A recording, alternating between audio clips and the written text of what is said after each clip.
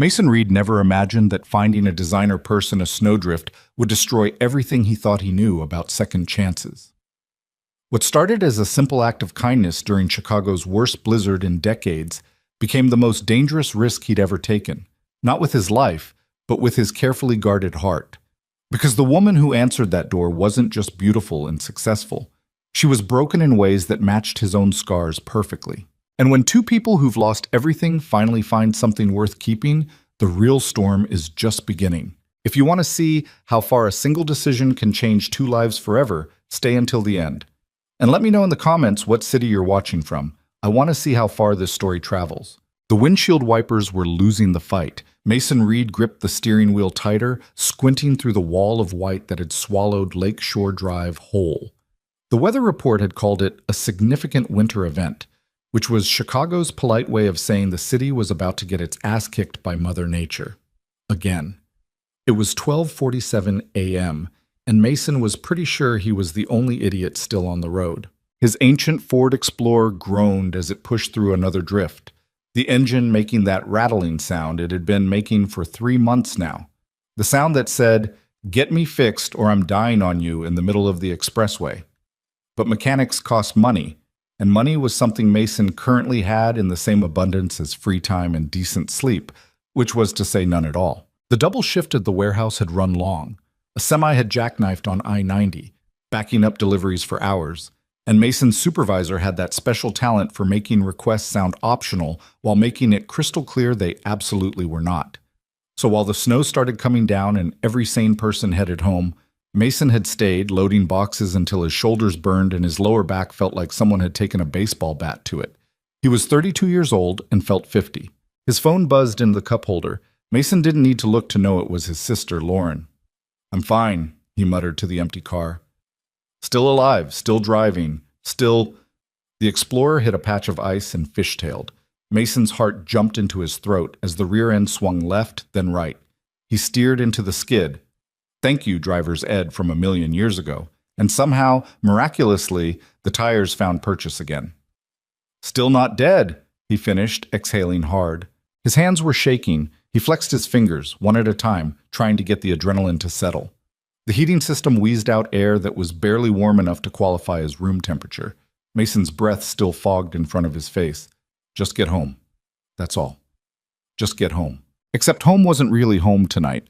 Home was his sister's apartment in Pilsen, where his 7-year-old daughter Chloe was currently asleep in a borrowed bed, safe and warm and completely oblivious to the fact that her father was playing Russian roulette with black ice and zero visibility. Lauren had insisted. "You're not bringing her back to that freezer you call a house in this weather, Mason. No argument. She stays here." Lauren was good at the no argument thing, probably because she'd had to be, stepping in after Emma died, and Mason had basically forgotten how to be a functional human being for the better part of a year.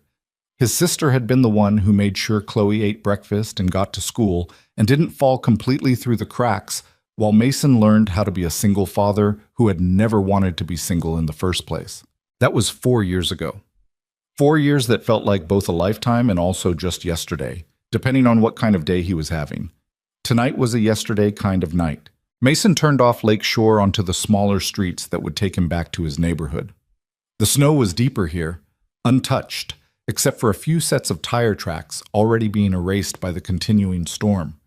The streetlights cast everything in an orange-yellow glow that made the whole scene look surreal, like driving through a snow globe someone wouldn't stop shaking. His neighborhood, Ravenswood technically, though he lived on the edge where it bled into Lincoln Square, was the kind of place that was gentrifying in slow motion. New townhouses sprouting up next to old bungalows, craft breweries opening while corner stores closed, people like Mason hanging on by their fingernails, living next to people who thought $70 for brunch was reasonable.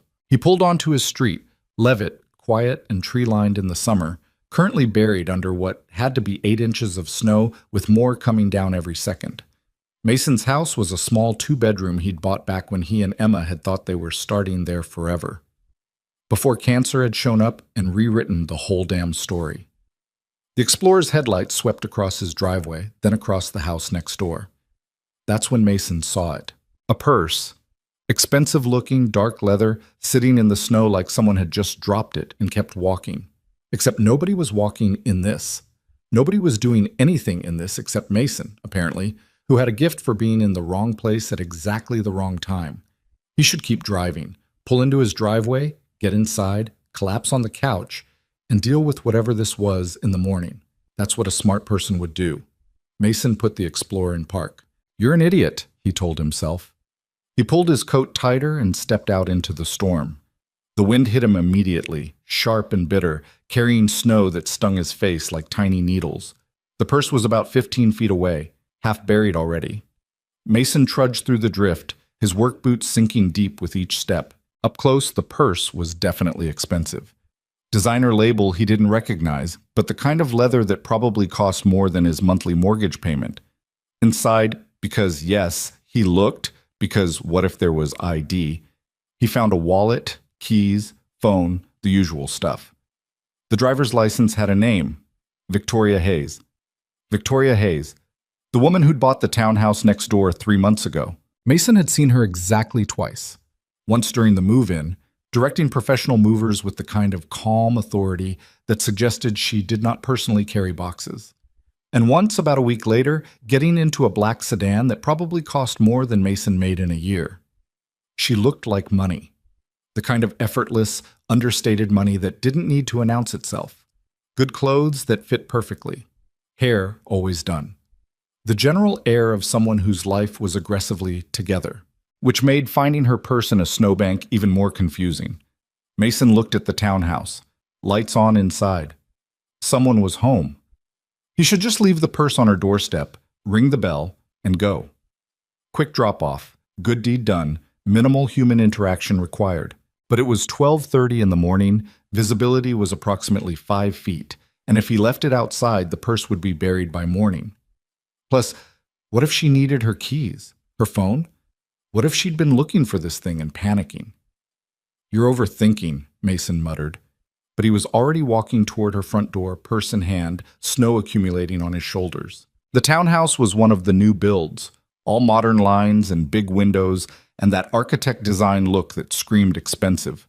There was a small covered porch, at least, which gave Mason a brief respite from the wind.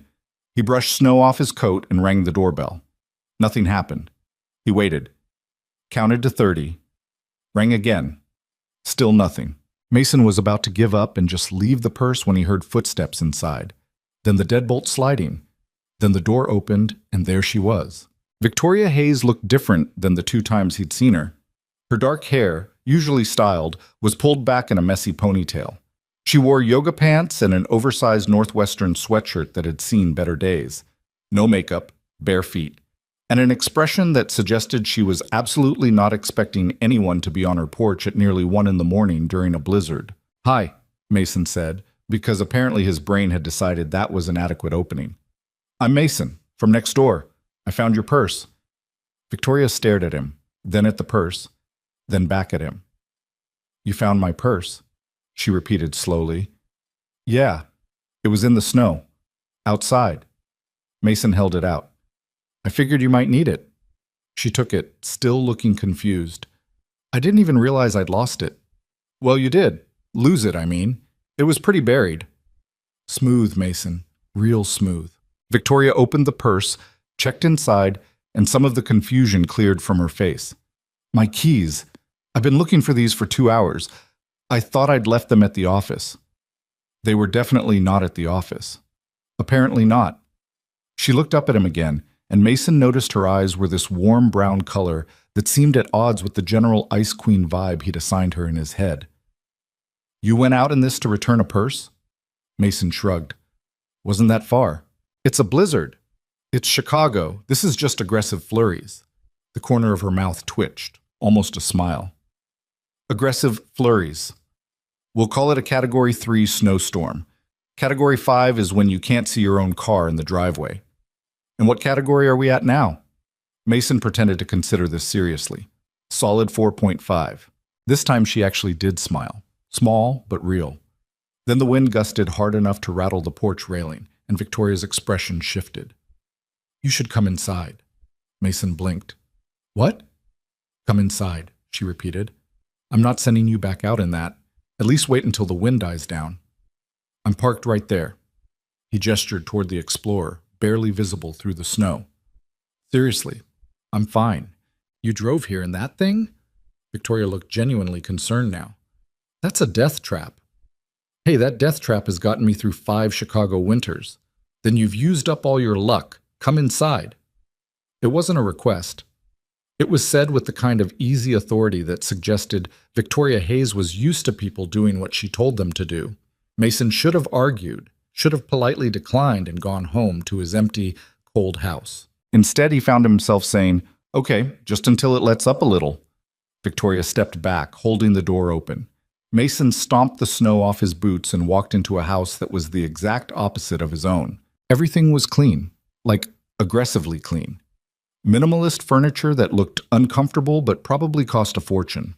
Hardwood floors that gleamed. A kitchen visible from the entrance with appliances that seemed more decorative than functional. The whole place had that unlived-in quality of a staged home, except someone actually lived here. Or maybe they didn't.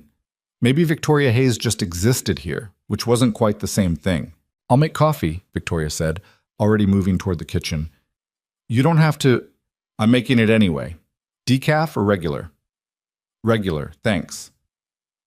Mason stood awkwardly in the entryway, unsure what to do with himself. His coat was soaked. His boots were tracking melted snow onto her perfect floors. He probably looked like something that had crawled out of a particularly rough dumpster. "You can hang your coat there." Victoria gestured to a sleek coat rack near the door. "And don't worry about the floors. They're meant to get dirty." Meant to, maybe, but clearly not used to it. Mason hung up his coat and followed her into the kitchen. The space was spotless. Granite countertops without a single coffee ring or crumb.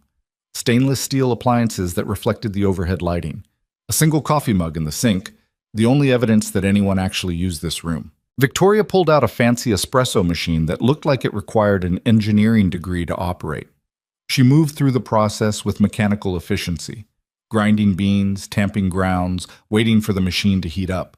The whole thing had a practiced quality, like a ritual performed by muscle memory rather than conscious thought. "How long have you lived here?" Mason asked, just to fill the silence. 3 months? Almost 4. "You moved in September?" Late August, technically." She didn't look at him, focused on the espresso machine. "Closed on the house in June, but it took a while to...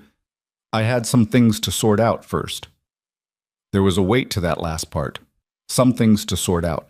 The kind of deliberately vague phrasing that meant don't ask follow-up questions. Mason didn't ask. The espresso machine hissed and gurgled.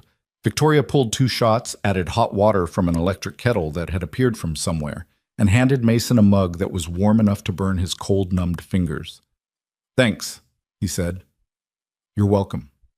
They stood there in her pristine kitchen, drinking coffee, while the storm continued its assault on the windows.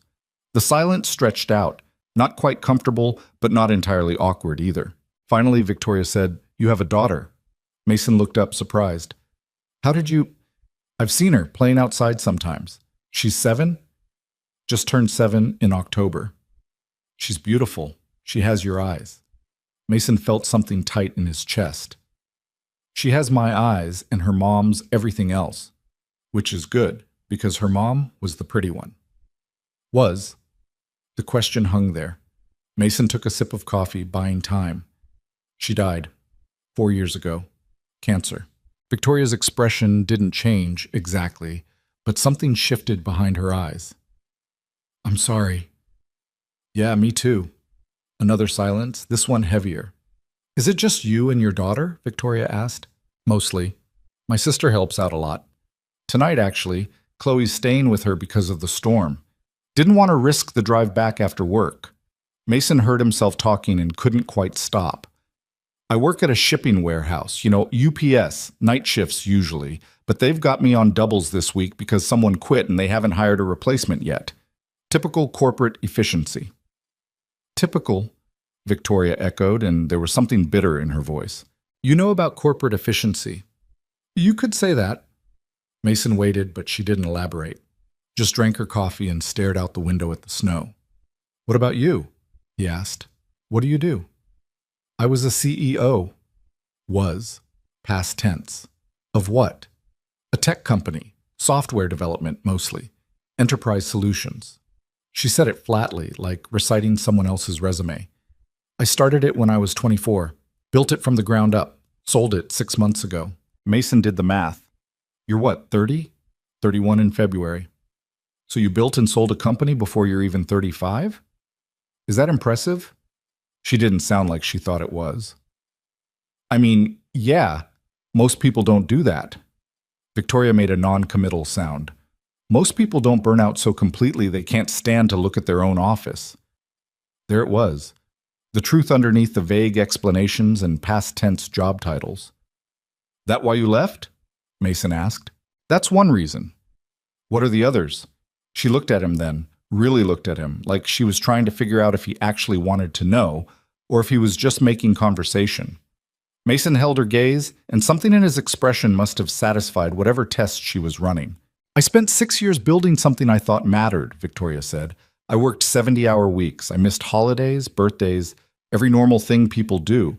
I told myself it was worth it because we were creating something valuable, something that would change how businesses operate.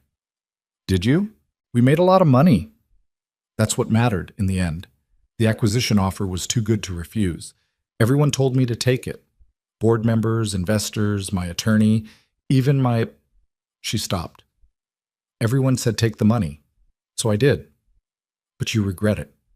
I regret that I don't regret it enough. I should feel something, right? This was my company. My entire adult life went into it, and when I signed the papers, all I felt was relieved that it was over. The espresso machine gurgled in the background. Outside, the wind howled. I don't think that's wrong, Mason said, being relieved. No? Something can matter and still be the right thing to walk away from. Victoria studied him over the rim of her coffee mug. You sound like you're speaking from experience. Mason thought about the last 4 years. The jobs he'd quit because they didn't pay enough, or the hours didn't work with Chloe's school schedule. The friends who'd drifted away because he couldn't do late nights or spontaneous plans. The version of himself he'd walked away from when Emma died, because that person didn't exist anymore. Yeah, he said. I guess I am. They were both quiet again. But this time the silence felt different, less like strangers making small talk, and more like two people who'd accidentally stumbled into an honest conversation at 1 a.m. during a blizzard. Victoria refilled both their mugs without asking. Do you miss it? Mason asked. The company? Sometimes. I miss feeling like I was good at something, like I had a purpose. She wrapped both hands around her mug. Now I just have money and no idea what to do with myself. Most people would call that a good problem to have. Most people haven't spent their entire 20s optimizing their life around a single goal and then suddenly achieved it with 15 years to spare. So do something else. Like what? I don't know. What do you actually like doing? Victoria opened her mouth, closed it, frowned. I'm not sure I know anymore. When you were a kid, what did you want to be? A veterinarian. So do that. She laughed, but it wasn't a happy sound. I'm 30 years old. I'm not going back to school for another decade to become a vet. Why not? Because that's ridiculous. Says who? Victoria didn't have an answer for that. She just shook her head, still frowning, like the idea of doing something purely because she wanted to was fundamentally foreign. Mason knew that feeling. He'd been living a version of it since Emma died. Wake up, go to work, take care of Chloe, collapse, repeat. Somewhere in there, he was supposed to want things again. Be a person with interests and hobbies and a future that extended beyond just surviving until tomorrow. He was working on it, slowly. Can I ask you something? Victoria said. Sure. Why did you really come over here? You could have left the purse on the porch. Mason considered lying, making up something about being a good neighbor or worried about the keys getting buried. But Victoria had been honest with him, and that seemed to require honesty in return. I don't know, he said. Honestly, it seemed like the right thing to do, and I'm tired of only doing the practical thing. What's the practical thing? Going home, not talking to people, not letting anyone close enough to actually see how much I'm barely keeping it together most days. Victoria's expression softened. You seem like you're keeping it together pretty well. That's because you're seeing me on a good day. This is a good day? You just worked a double shift and drove through a blizzard. Yeah, but Chloe's safe. I didn't die on the way home. And I'm drinking actually good coffee instead of the gas station sludge I usually have at this hour. So, yeah. Good day? The corner of Victoria's mouth lifted. Your bar is very low. Survival-based optimism. It's a whole lifestyle. Sounds exhausting. It super is. They both smiled at that, small and a little sad, but real. The wind outside had finally started to let up. Mason could see his Explorer through the window now, completely buried except for the general outline. He should probably dig it out. Get home. Let Victoria get back to whatever she'd been doing before he showed up. But he didn't want to. And that was strange enough that Mason actually paused to examine the feeling. He didn't want to leave. Didn't want to go back to his empty house and cold rooms and the hollow quiet that filled every corner.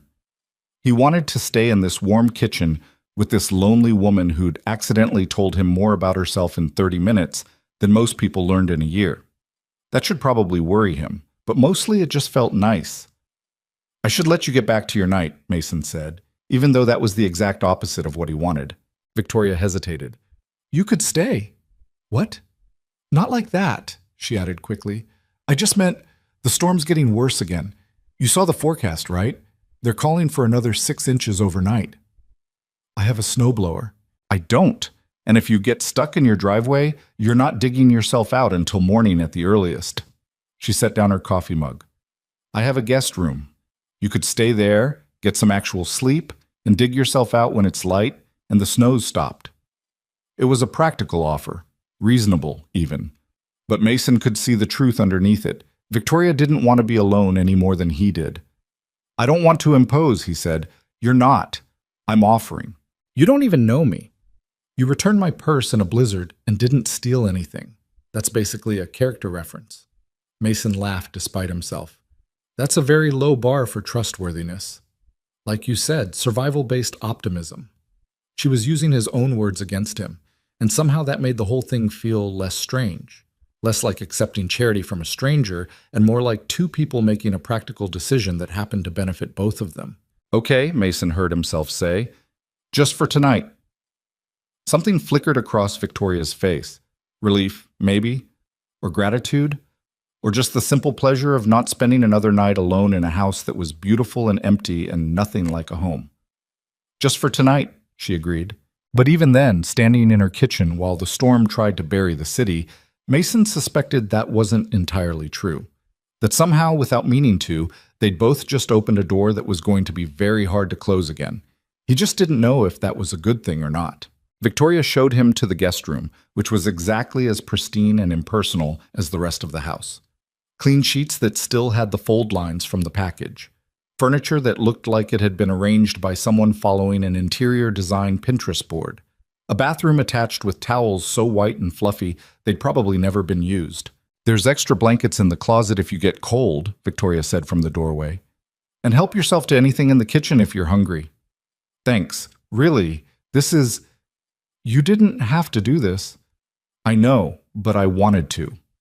She said it simply, like it was just a fact. And maybe it was. Good night, Mason. Good night. Victoria closed the door and Mason was alone in a room that was nicer than anywhere he'd slept in years. He sat on the edge of the bed, which was somehow both firm and soft in that way expensive mattresses managed, and pulled out his phone. 3 texts from Lauren. Lauren, you home yet? Lauren, Mason seriously texts me back.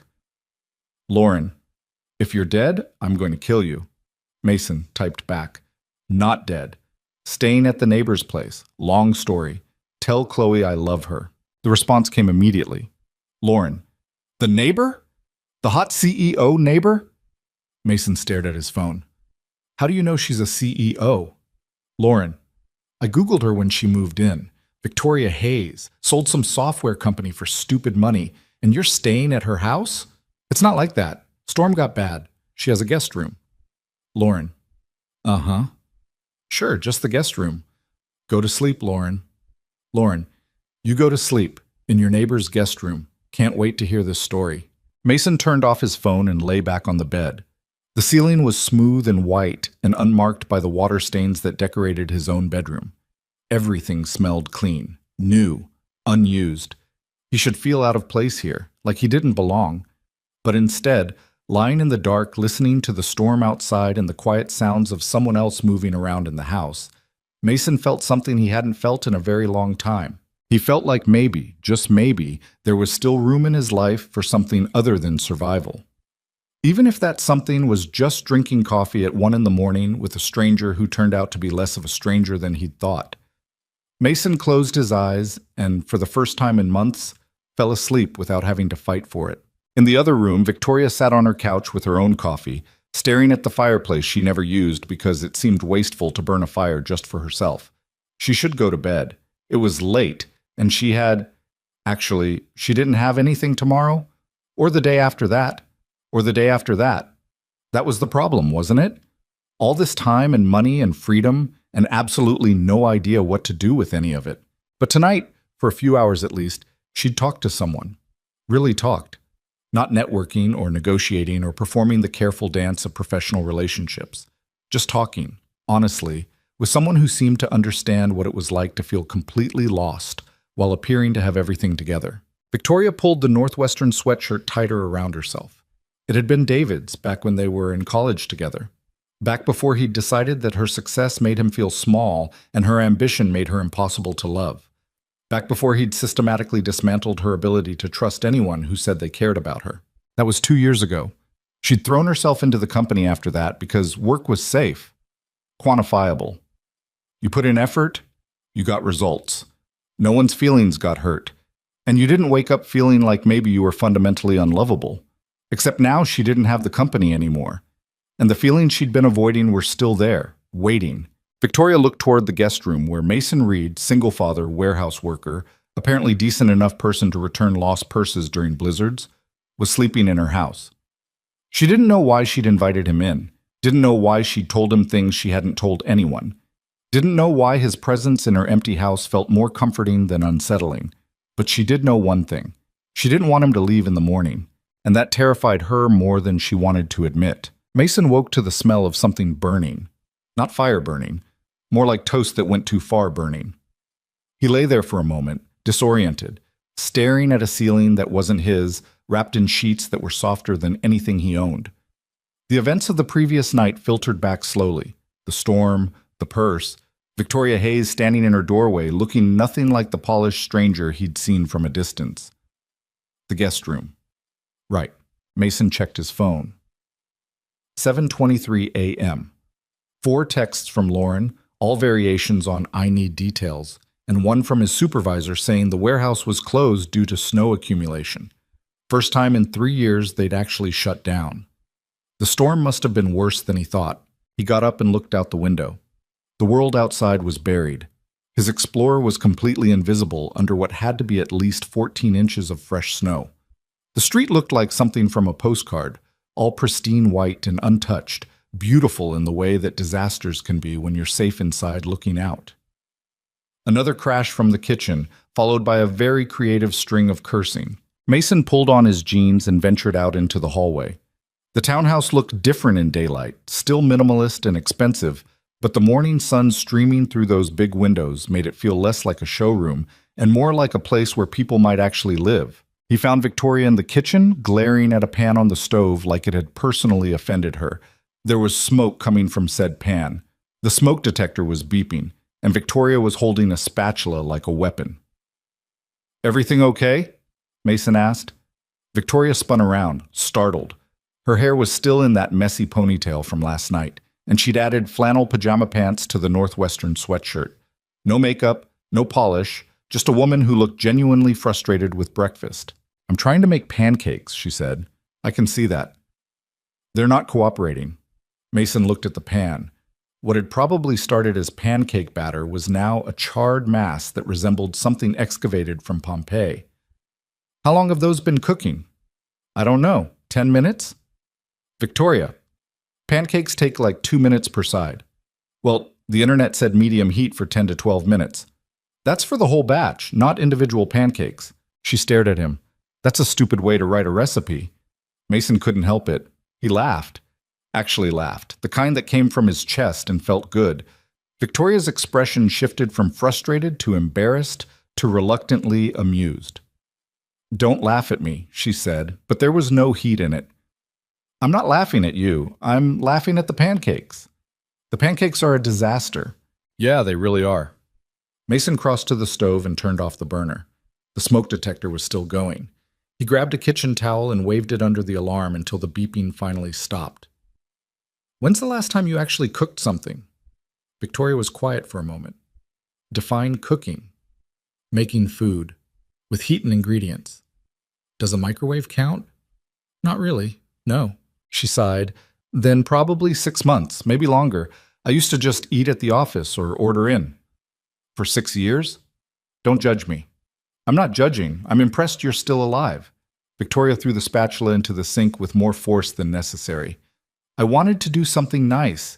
You stayed over, and I thought, I don't know what I thought, that I could make breakfast like a normal person. There was something vulnerable in her voice that made Mason's chest tight.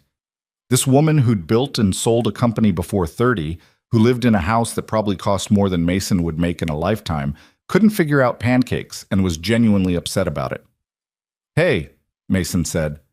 It's fine, really. The thought counts. The thought doesn't feed people. No, but I'm pretty good at pancakes. So how about you sit down and I'll handle breakfast?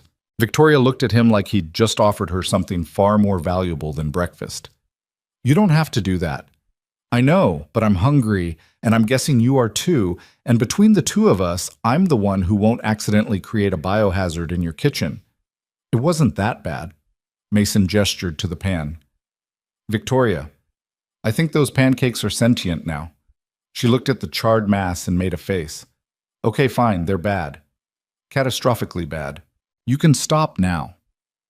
Historically bad, like archaeologists will study these. Mason. Future generations will tell stories about the great pancake disaster of... Victoria threw a dish towel at him. Mason caught it, grinning, and Victoria was trying not to smile but failing completely. Just make the damn pancakes, she said. Yes, ma'am. Mason got to work. He'd been making breakfast for Chloe for 4 years. Pancakes, eggs, toast, the whole rotation of things a 7-year-old would actually eat. It was muscle memory at this point. He found a clean pan, adjusted the heat, and started fresh while Victoria sat at the kitchen island watching him like he was performing surgery. You're good at this, she said. It's just pancakes. I literally just proved it's not just anything. Fair point. Mason poured batter into the pan, watching it spread and bubble. Chloe likes them shaped like animals sometimes. I got pretty good at making Mickey Mouse. That's sweet. That's survival. You try telling a 6-year-old she has to eat regular circles for breakfast. Victoria smiled. She sounds like she keeps you on your toes. Every single day. Mason flipped the pancake. Perfect golden brown. She's the best thing that ever happened to me, even when she's driving me completely insane. Do you see yourself in her, or is she more like her mom? The question was gentle, careful. Mason appreciated that.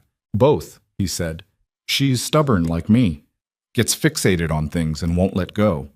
But she's got Emma's kindness, her ability to just see people, really see them. Emma could walk into a room and immediately know who needed help or who was having a bad day. Chloe's like that. She notices things. Sounds like her dad's not bad at noticing things either. Mason glanced at her. What do you mean? You noticed I lost my purse in a blizzard. Most people would have kept driving. Most people are smarter than me. I don't think that's true. There was something in the way she said it that made Mason pause. He plated the first pancake and started another. The kitchen filled with the smell of cooking batter and coffee. Victoria had figured out the espresso machine again, thankfully without incident. Can I ask you something? Victoria said. Sure. Last night you said you're tired of only doing the practical thing. What did you mean? Mason focused on the pan, watching bubbles form in the batter. After Emma died, I went on autopilot. Had to, really. There was Chloe and the bills, and just getting through each day without completely falling apart. I stopped thinking about what I wanted and just focused on what needed to be done. That sounds practical. It was. It is. But somewhere in there, I forgot that I'm supposed to be a person and not just a father and a paycheck. I forgot that I'm allowed to want things that aren't directly related to keeping my kid alive and housed. Like what? I don't know. That's the problem. He flipped the pancake. I used to want stuff. I wanted to finish my degree. I dropped out when Emma got sick. I wanted to learn guitar. Stupid stuff, probably, but it was mine. Now I can't remember the last time I wanted something just for me. Victoria was quiet for a moment. I don't think that's stupid. No? No, I think it's honest. Most people won't admit they've lost themselves. Mason plated the second pancake and started a third. What about you? What do you want? Besides the ability to make pancakes? Besides that, Victoria wrapped her hands around her coffee mug, that same gesture from last night. Mason was starting to recognize it as a nervous tell. I want to not feel like I wasted my 20s chasing something that didn't matter. Building a company matters. Does it? We made software that helped corporations optimize their workflow processes. We made rich people richer. That was it. That was the thing I poured 6 years of my life into. You employed people, gave them jobs, salaries, benefits. That matters. I guess. She didn't sound convinced. I just thought there'd be more, you know. I thought success would feel different, better. Instead, I sold the company, made more money than I'll ever spend, and moved into this house that's supposed to be my dream home. And all I feel is empty. Mason slid the third pancake onto the growing stack and turned off the burner. He brought the plate to the island along with 2 forks and sat down across from Victoria. Want to know what I think? He said. Sure. I think you're grieving. Victoria looked up sharply. What? Not for a person. For the life you thought you'd have. The version of yourself you thought you'd be. That's grief too. She stared at him, and Mason could see he'd hit something true. Her eyes got bright for a second before she blinked it away. I didn't expect warehouse workers to be so philosophical, she said, trying for light and not quite making it. We have a lot of time to think while lifting boxes. Apparently. They ate in silence for a while. The pancakes were good. Not perfect, but solid. Definitely better than the carbon discs Victoria had created. Outside, the snow had finally stopped, leaving everything buried and blindingly white. These are really good, Victoria said. Thanks. Secret ingredient is not burning them. She smiled. I'll remember that. Please do, for the safety of your kitchen. My kitchen's been perfectly safe for 3 months. Because you haven't been using it. Exactly. A foolproof system. Mason laughed. It kept happening around her, that easy laughter. Like his body remembered how to do it, even though his brain had forgotten. They finished breakfast, and Mason insisted on doing the dishes over Victoria's protests. It gave him something to do with his hands, and besides, she'd given him a place to sleep and tried to make him breakfast. The least he could do was clean up. Victoria stood nearby, leaning against the counter, and Mason was acutely aware of her presence in a way that felt both comfortable and slightly dangerous, like standing too close to something warm. So what's your plan? She asked. For today. Dig out the Explorer, assuming I can find it under all that snow. Call my sister, get the 3rd degree about staying here. Probably get Chloe back this afternoon if the roads are clear enough. That sounds exhausting. Welcome to single parenthood. Do you ever get a break? Not really, but I'm good at functioning on no sleep and sustained panic, so it works out. Victoria frowned. That's not sustainable. It's been 4 years. Mason? What? He rinsed a plate and set it in the dish rack. I'm serious. It's fine. This is just what life looks like now. It doesn't have to. He turned to look at her. What do you mean? I mean you're allowed to ask for help, to not do everything alone. I have help. Lauren's great with Chloe. I'm not talking about childcare. I'm talking about you. When's the last time you did something that wasn't work or parenting? Mason thought about it. Really thought about it. I took Chloe to the park 2 weeks ago. That's parenting. We had fun. I'm sure you did, but when's the last time you did something just for you? The answer was never, or at least not since Emma died. Everything was calibrated around Chloe's needs, the bills, the job. There wasn't room for just Mason, and he'd made peace with that. Except standing in Victoria's kitchen, being asked the question directly, he realized maybe he hadn't made peace with it. Maybe he'd just gotten used to it, which wasn't the same thing at all. I don't know, he admitted. Victoria's expression softened. That's what I thought. It's not that simple. I know it's not, but you can't pour from an empty cup. Did you just quote a motivational poster at me? Yes, and I stand by it. Mason shook his head, but he was smiling. You're something else, you know that? I've been told that. Usually not as a compliment. It's a compliment. They looked at each other across the kitchen, and something passed between them. Understanding, maybe. Recognition. The shared acknowledgement that they were both running on empty and had been for longer than they wanted to admit. Mason's phone buzzed. He dried his hands and checked it. Lauren. Chloe wants to know when you're coming to get her. Also, I want details about your sleepover immediately. He typed back. Give me a few hours. Need to dig out the car. And it wasn't a sleepover. Lauren. You slept. You were over. Math checks out. Everything okay? Victoria asked. My sister's being annoying. Older or younger? Younger by 2 years. Acts like she's the responsible one. Is she? Unfortunately, yes. Victoria smiled. I always wanted a sibling. Only child? Yeah. My parents tried for more, but she stopped. It didn't work out. There was weight in that sentence, but before Mason could ask, Victoria changed the subject. You said your daughter's name is Chloe? Yeah, Chloe Marie. The Marie's after Emma's mom. That's beautiful. Does she know about her mom? Some. I've told her the basics, that her mom was sick, that we loved each other, that Emma loved her more than anything. Mason leaned against the counter. She asks questions sometimes, usually at bedtime when I'm exhausted and not ready for deep conversations. What kind of questions? Kid stuff. If her mom would be proud of her. If she's watching from heaven, though I don't really know how to answer that one because I'm not sure what I believe anymore. If I miss her. Do you? The question was quiet. Careful. Every day, Mason said.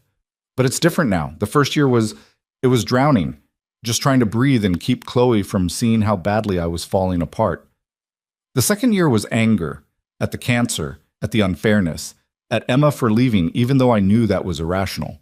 Third year was when I finally started feeling functional again. And now I miss her, but it doesn't destroy me anymore. I can remember the good parts without getting crushed by the bad. I can imagine a future that doesn't include her without feeling guilty about it. Victoria nodded slowly. That sounds like healing. Maybe. Or maybe it's just time doing what time does. Those might be the same thing. Mason considered that. Yeah, maybe they are. Outside, a snowplow finally rumbled down the street, its blades scraping loudly against the pavement. The sound of the city waking up, digging out, getting back to normal. Except Mason didn't feel ready for normal yet.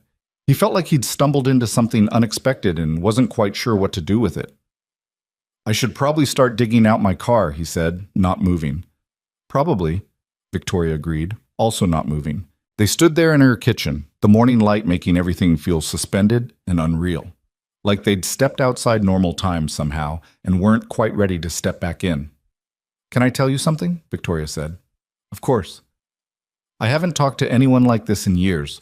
Really talked, I mean. Not networking or small talk or business negotiations, just conversation.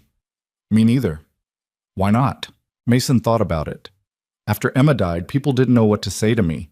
They'd either avoid me completely or give me these sad looks like I was broken. Eventually, I just stopped trying. Easier to keep people at a distance. And now? Now I'm realizing distance is lonely. Victoria's eyes were bright again, that almost crying thing that she kept blinking away. Yeah, it really is. They were standing closer than Mason had realized. Close enough that he could see the faint freckles across her nose that makeup usually covered. Close enough to notice that her eyes weren't just brown, they had these little flecks of gold that caught the light. Mason stepped back, not because he wanted to, but because this was happening too fast, and he didn't trust his own judgment anymore. He started. Yeah, Victoria said quickly. The car, you should dig it out. Right. Neither of them moved. Victoria, Mason said. Yeah? Thank you. For last night, for this morning, for... He gestured vaguely at the space between them. All of it. You're welcome.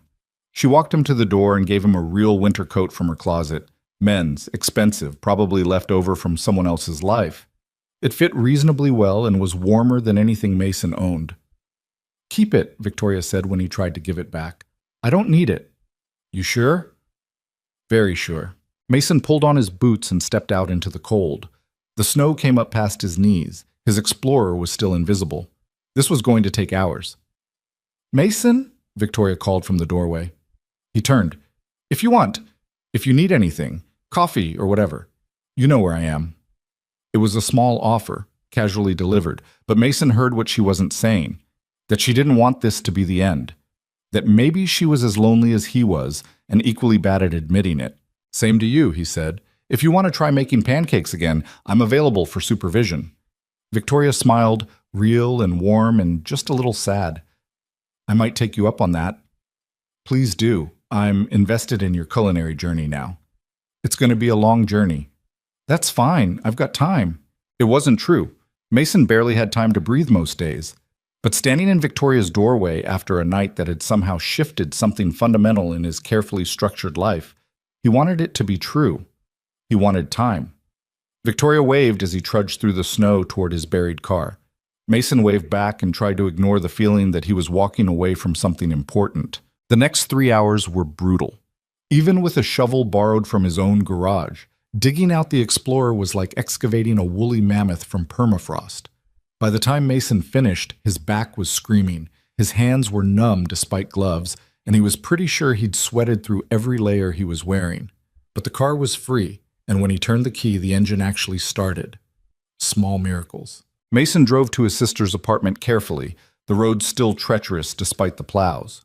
Lauren lived in a third-floor walk-up in Pilsen, the kind of place that was affordable because the landlord didn't believe in fixing anything that wasn't actively on fire.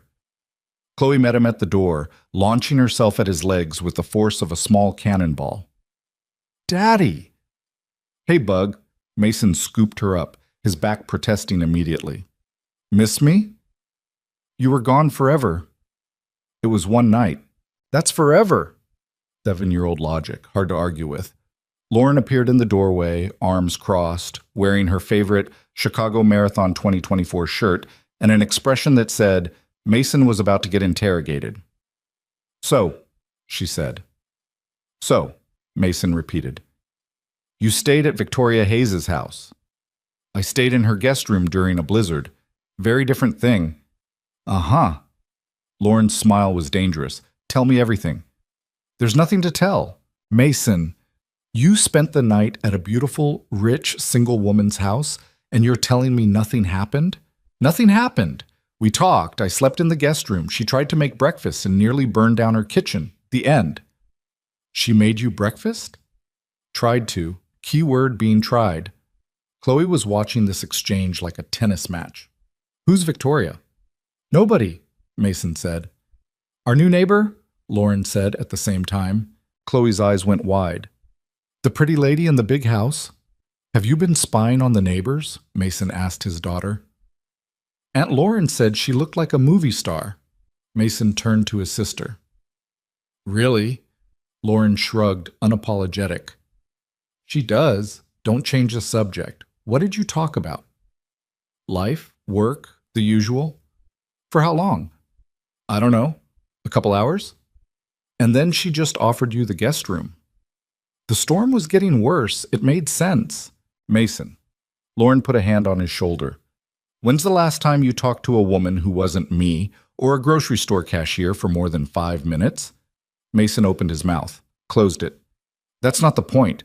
That's exactly the point. You liked her. I don't. It's not. We just talked, Lauren. Right. And you're planning to talk to her again?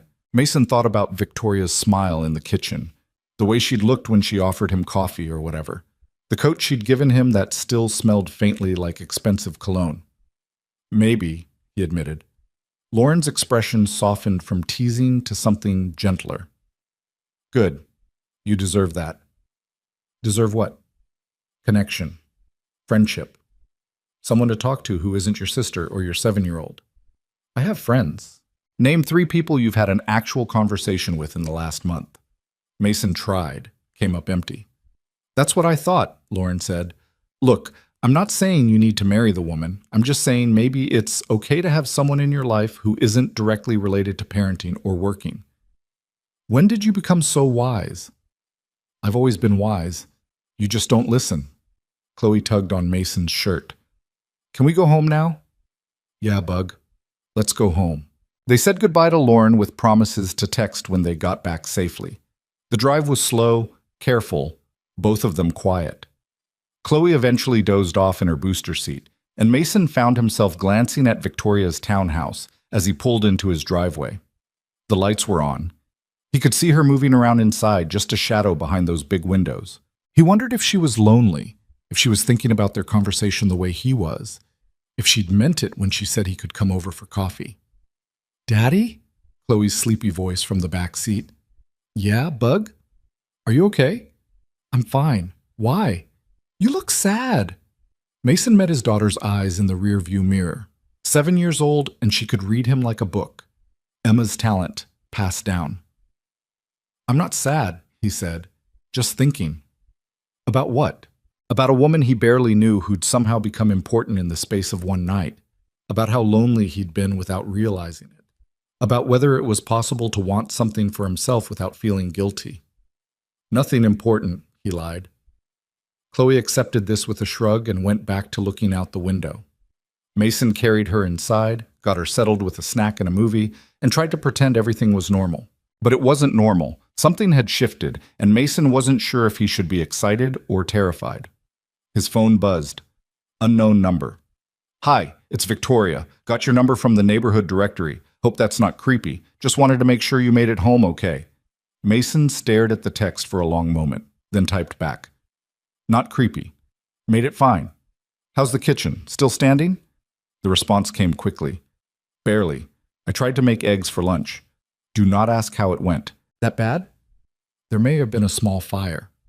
Victoria, I put it out. With the fire extinguisher like a responsible adult. You need supervision. Are you volunteering? Mason's thumb hovered over the keyboard. This was it.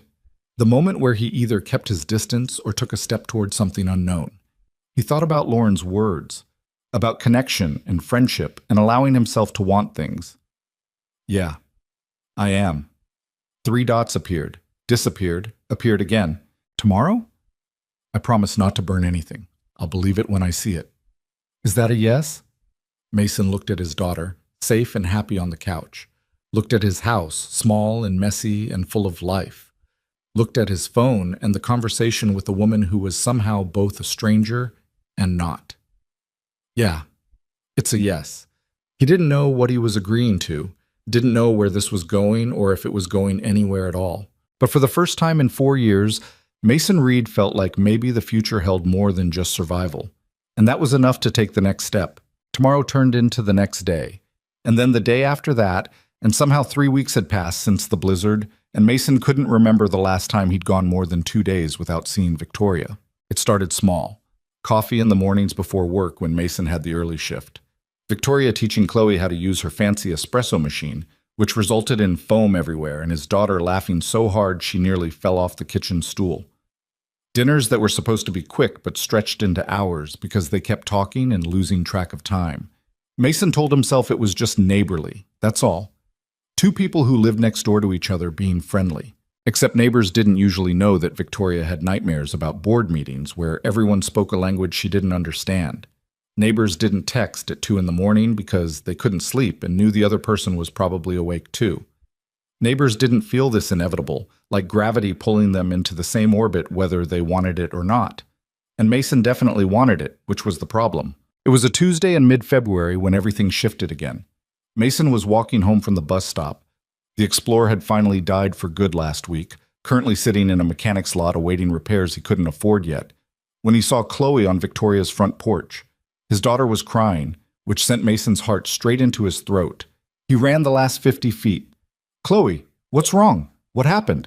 Chloe looked up, her face blotchy and streaked with tears. I lost my backpack. Mason's panic downshifted into confusion. You lost your backpack? At school. I left it in the gym, and when I went back it was gone, and Mrs. Peterson said to check lost and found tomorrow, but my homework's in there and my library book, and... She dissolved into fresh sobs. Victoria appeared in the doorway, looking uncertain.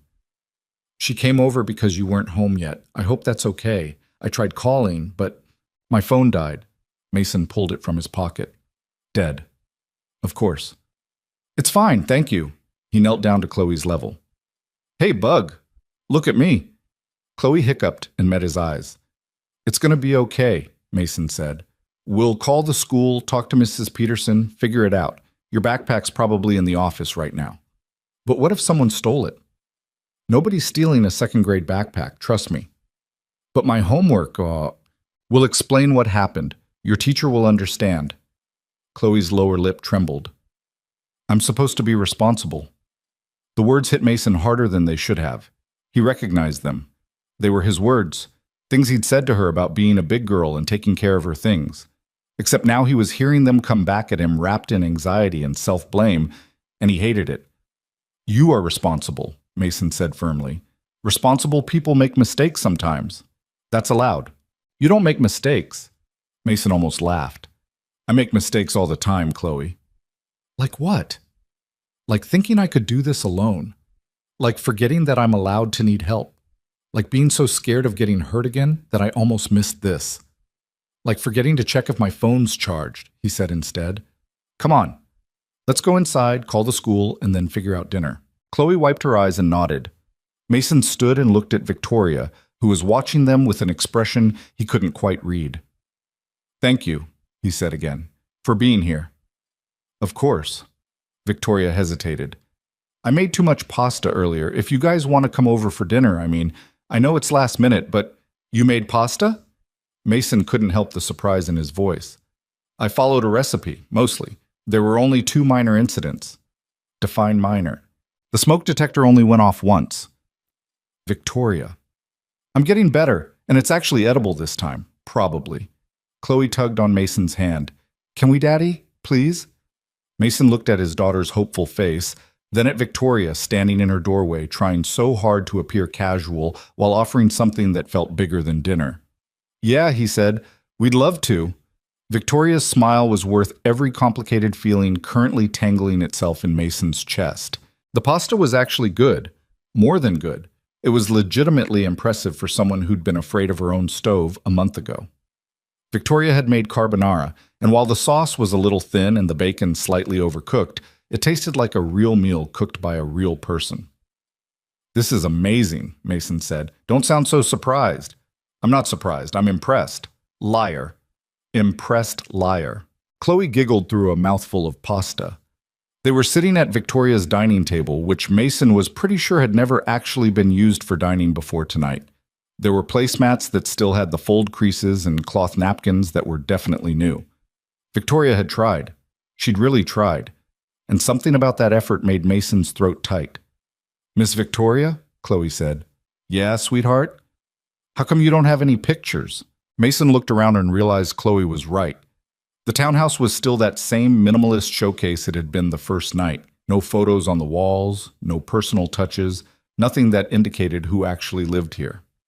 Victoria set down her fork carefully. I don't have many pictures to put up. Why not?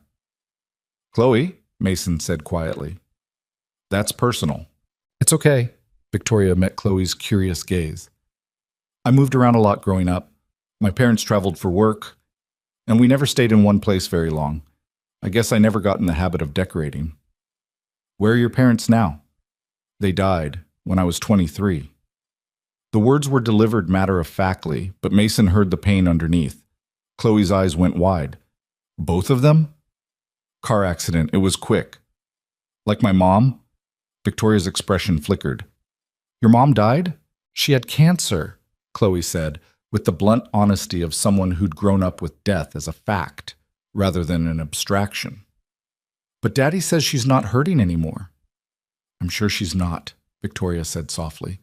She looked at Mason. You never told me how I knew she was gone, but ovarian cancer, Mason said. Diagnosed when Chloe was 2. We had a year and a half. He stopped. Looked at his daughter. It was hard. Chloe reached over and patted his hand. The gesture was so Emma-like that Mason had to look away. I don't remember her very much, Chloe said. Just little bits, like she smelled like vanilla and she sang off-key. She really did, Mason confirmed. Couldn't carry a tune to save her life. Daddy says I have her smile. I bet you do. Victoria smiled at Chloe, and there was something achingly gentle in it. I bet it's beautiful. They finished dinner, and Chloe helped clear the table, chattering about her class's upcoming field trip to the planetarium. Victoria listened with genuine interest, asking questions about constellations and whether Chloe thought Pluto should still be a planet. It's too small, Chloe declared. You have to be big to be a planet. That seems unfair, Victoria said. Size isn't everything. That's what Daddy says about our house. Mason laughed. Our house is objectively tiny, Bug. But it's cozy. Very diplomatic. After the dishes were done, Mason insisted, Victoria supervised. Chloe discovered that Victoria had a piano in the living room. Mason hadn't even noticed it before, tucked against the far wall, like something that existed purely for decoration. Do you play? Chloe asked, already climbing onto the bench. I used to, when I was your age. Can you teach me? Victoria looked uncertain. I'm pretty rusty. Please? It was impossible to say no to Chloe when she used that voice. Victoria sat down next to her on the bench and showed her middle C. Soon they were picking out Twinkle, Twinkle, Little Star, one note at a time, Chloe's tongue sticking out in concentration. Mason watched from the doorway, something warm and terrifying spreading through his chest. This scene, his daughter, and this woman who was somehow becoming important, sharing a piano bench in a house that was starting to feel less empty, it looked too much like something he'd thought he'd lost forever. It looked like family. His phone buzzed. He'd plugged it in earlier, and now Lauren's name flashed across the screen. Lauren. Haven't heard from you in 3 days. You alive? Mason. Barely. Work's been crazy. Lauren. Or you've been spending all your time with a certain neighbor. Mason glanced at Victoria and Chloe, still absorbed in the piano. We're just friends. Lauren. Sure.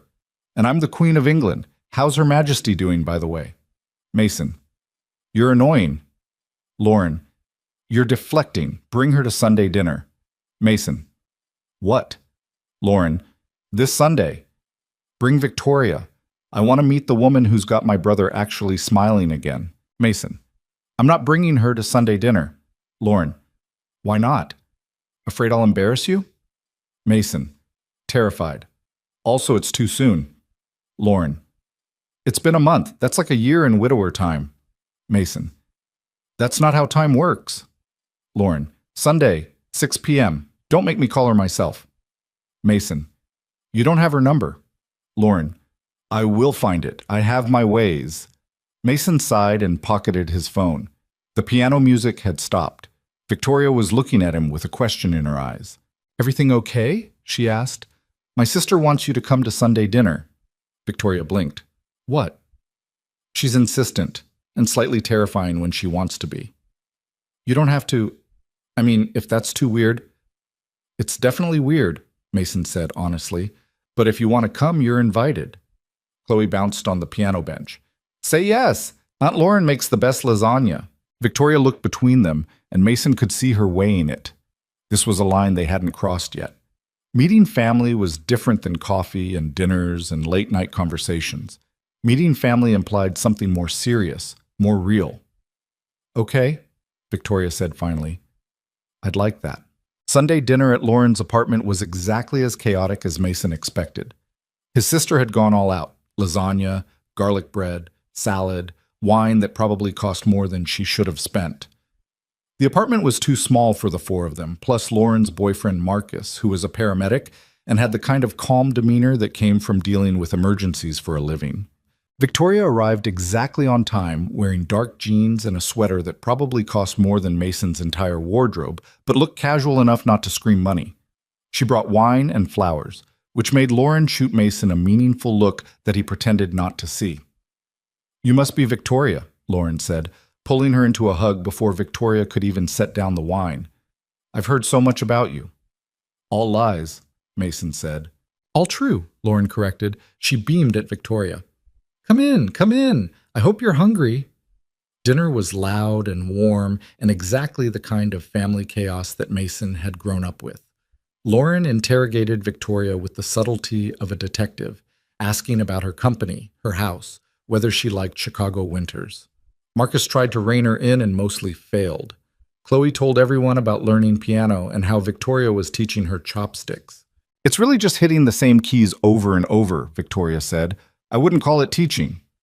She's being modest, Chloe declared. She's a good teacher. When did you become her lawyer? Mason asked. Since she lets me use the fancy coffee machine. Bribery. Nice.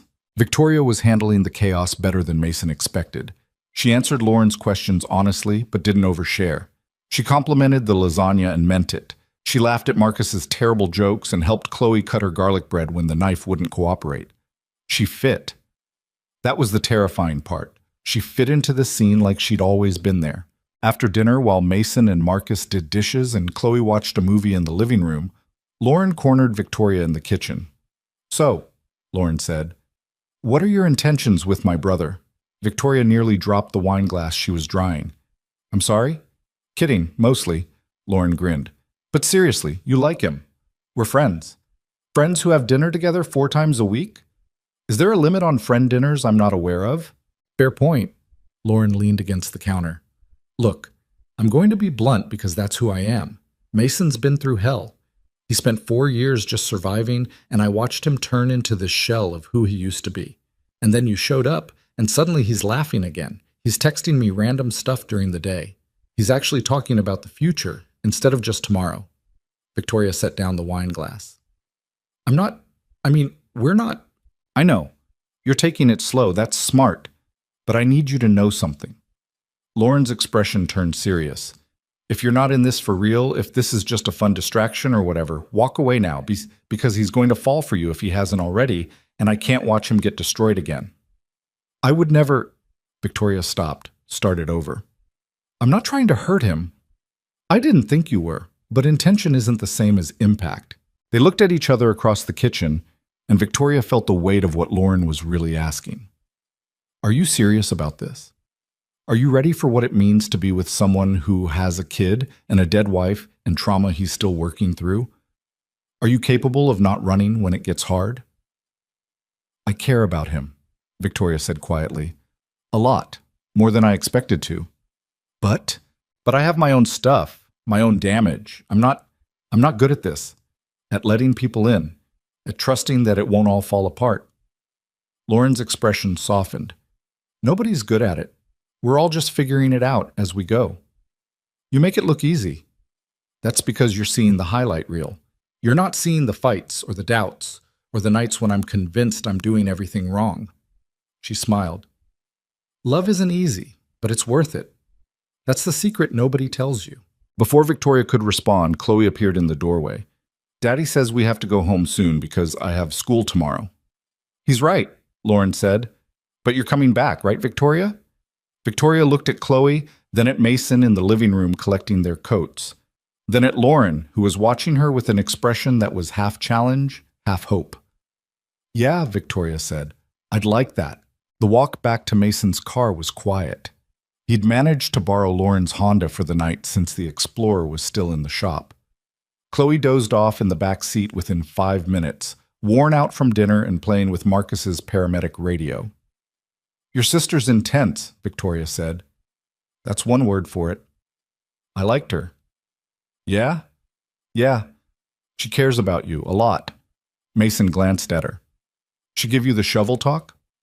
Is that what that was? Probably. She's protective. She has reason to be. They drove in silence for a few blocks. The city slid past the windows, all lights and movement and the constant hum of traffic. Mason's hands were tight on the steering wheel. What she said about intentions or whatever, you don't have to worry about that, Victoria said. I'm not going anywhere. Mason pulled up to a red light and looked at her, really looked at her. You sure about that?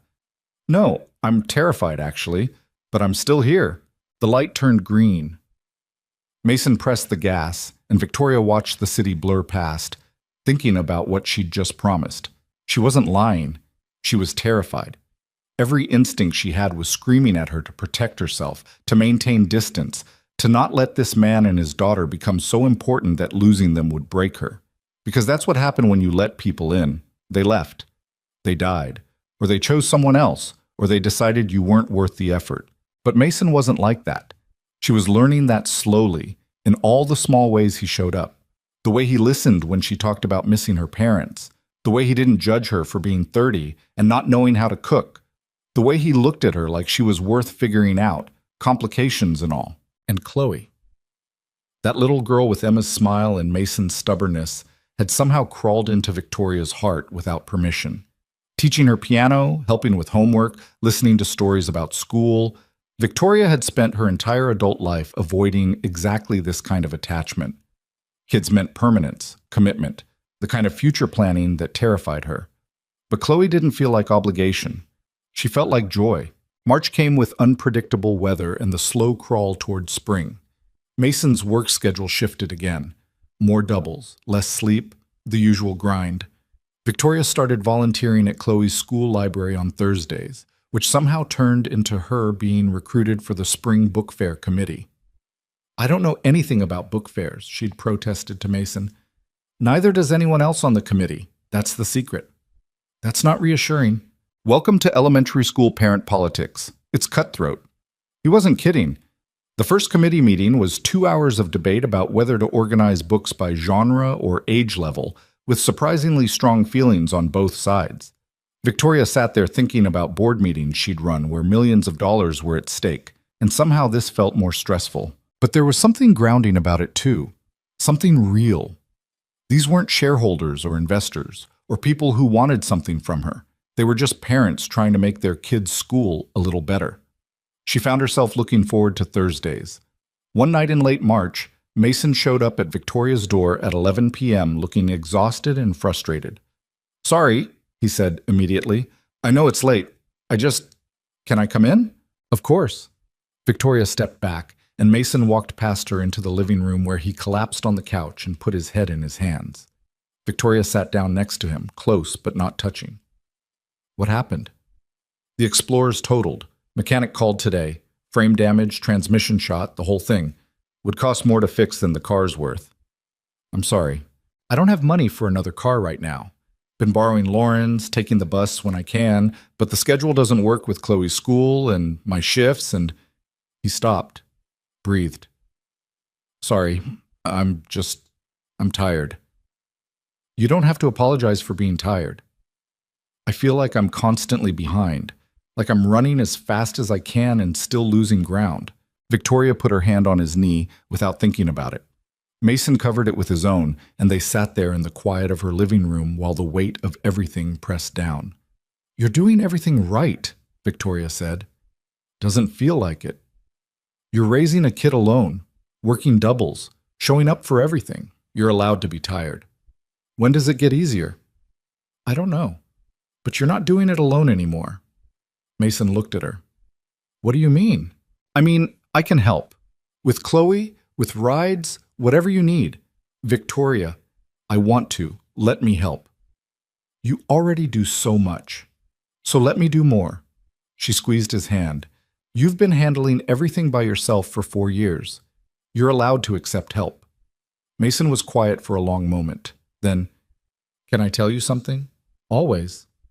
"I'm scared." "Of what?" "This, you. How much I'm starting to need you." He looked at their joined hands. "Emma died, and it destroyed me. Took me years to even function again. And now you're here, and you're everything I didn't know I was looking for. And that terrifies me because what if I lose you too?" Victoria's throat was tight. "You won't lose me." "You can't promise that." "No, I can't. But I can promise I'm not going anywhere by choice." Mason pulled her closer, and Victoria went, tucking herself against his side. His arm came around her shoulders, solid and warm. They sat like that for a while, not talking, just existing in the same space. "Thank you," Mason said finally, "for being here." "Where else would I be?" "I don't know, somewhere more exciting than my constant crisis management." Victoria smiled against his shoulder. "This is exactly where I want to be." And she meant it. Somewhere in the last 2 months, Victoria's carefully constructed life of isolation and emotional distance had been completely dismantled by a man who returned lost purses in blizzards, and a little girl who asked too many questions and made her laugh. She'd spent 6 years building a company. But this, sitting on a couch with Mason, making pancakes with Chloe, showing up for book fairs and piano lessons, this felt more like building a life. By April, they'd fallen into a rhythm that felt comfortable and terrifying in equal measure. Victoria picked Chloe up from school twice a week when Mason had late shifts. Mason fixed the leaking faucet in Victoria's guest bathroom and taught her how to actually use her dishwasher. They had dinner together more nights than not, sometimes at her place, sometimes at his, always with Chloe's running commentary and questions about everything. "Miss Victoria, why don't you have a boyfriend?" Chloe asked one night over takeout pizza. Mason choked on his drink. "Chloe, that's rude." "Why is it rude? I'm just asking." Victoria smiled. "It's okay. I don't have a boyfriend because I haven't found the right person yet." "What makes someone the right person?" "That's a good question." Victoria thought about it. "Someone who makes you feel like yourself, who you can talk to about anything, who makes you want to be better but likes you exactly as you are." Chloe considered this seriously. "Like you and Daddy?" The question hung in the air. Mason and Victoria looked at each other across the table, and something passed between them. Acknowledgement, maybe, or recognition that they'd been dancing around this for months and everyone could see it except them. Or maybe they could see it too. Maybe that was the whole problem. "Yeah, Bug," Mason said quietly, "like me and Victoria." Later, after Chloe was in bed and Mason was getting ready to leave, Victoria walked him to the door. "Sorry about the interrogation," Mason said. "She's at that age where she doesn't have a filter." "I didn't mind." "No?" "No." Victoria leaned against the doorframe. "She's right, you know, about us." Mason's expression shifted. "Victoria, I'm not asking for anything. I wanted you to know that I see it too, whatever this is. What if I'm not ready? Then we wait. I'm not going anywhere." Mason stepped closer, close enough that Victoria could feel the heat of him. "You keep saying that." "Because it's true." "How can you be sure?" "I can't, but I'm choosing to believe it anyway." They stood there in her doorway, inches apart, and Victoria thought he might kiss her, wanted him to kiss her. But Mason just touched her cheek gently and smiled. "Good night, Victoria." "Good night." She watched him walk across the lawn to his house, and when he turned back at his door, she was still standing there. He waved. She waved back. And Victoria went inside and sat on her couch in the dark, thinking about how she'd promised herself she'd never do this again. Never let someone close enough to hurt her. Never risk her carefully protected heart on something as unpredictable as love. But it was too late for that. She was already in love with Mason Reed and his daughter, and there was no going back from that. All she could do was hold on and hope that this time the story ended differently. The realization that she was in love hit Victoria at the most inconvenient possible moment, specifically while she was elbow-deep in dishwater at Mason's house on a random Tuesday in May. Chloe was at the kitchen table doing homework and complaining about long division. Mason was on the floor fixing the cabinet door that had been hanging crooked for 6 months. And Victoria was washing dishes because Mason's dishwasher had finally given up the ghost entirely, joining the explorer in appliance heaven. "This is stupid," Chloe announced. "Why do I need to know how to divide big numbers? That's what calculators are for." "Calculators don't teach you how to think," Victoria said, rinsing a plate. "Neither does long division." "Can't argue with that logic," Mason called from under the sink. "You're supposed to be on my side," Victoria said. "I'm on the side of truth." Victoria threw a dish towel at him. It landed on his chest. Mason emerged from the cabinet grinning, his hair sticking up at odd angles and a smudge of grease on his cheek, and something in Victoria's chest just cracked wide open. This was love. Not the careful, rational decision she'd always imagined it would be. Not the strategic partnership she'd thought she wanted. Just this, standing in a cramped kitchen with broken appliances and homework complaints and a man who made her feel like coming home. She was completely screwed. "You okay?" Mason asked, his smile fading into concern. "Yeah, fine, just thinking. Dangerous activity. Tell me about it." That night, after Chloe was asleep and Victoria had gone back to her own house, she sat on her couch and tried to logic her way out of what she was feeling.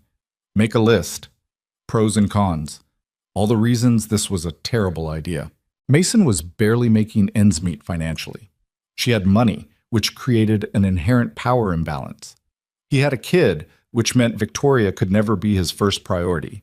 He was still grieving his wife. She had trust issues that probably required years of therapy.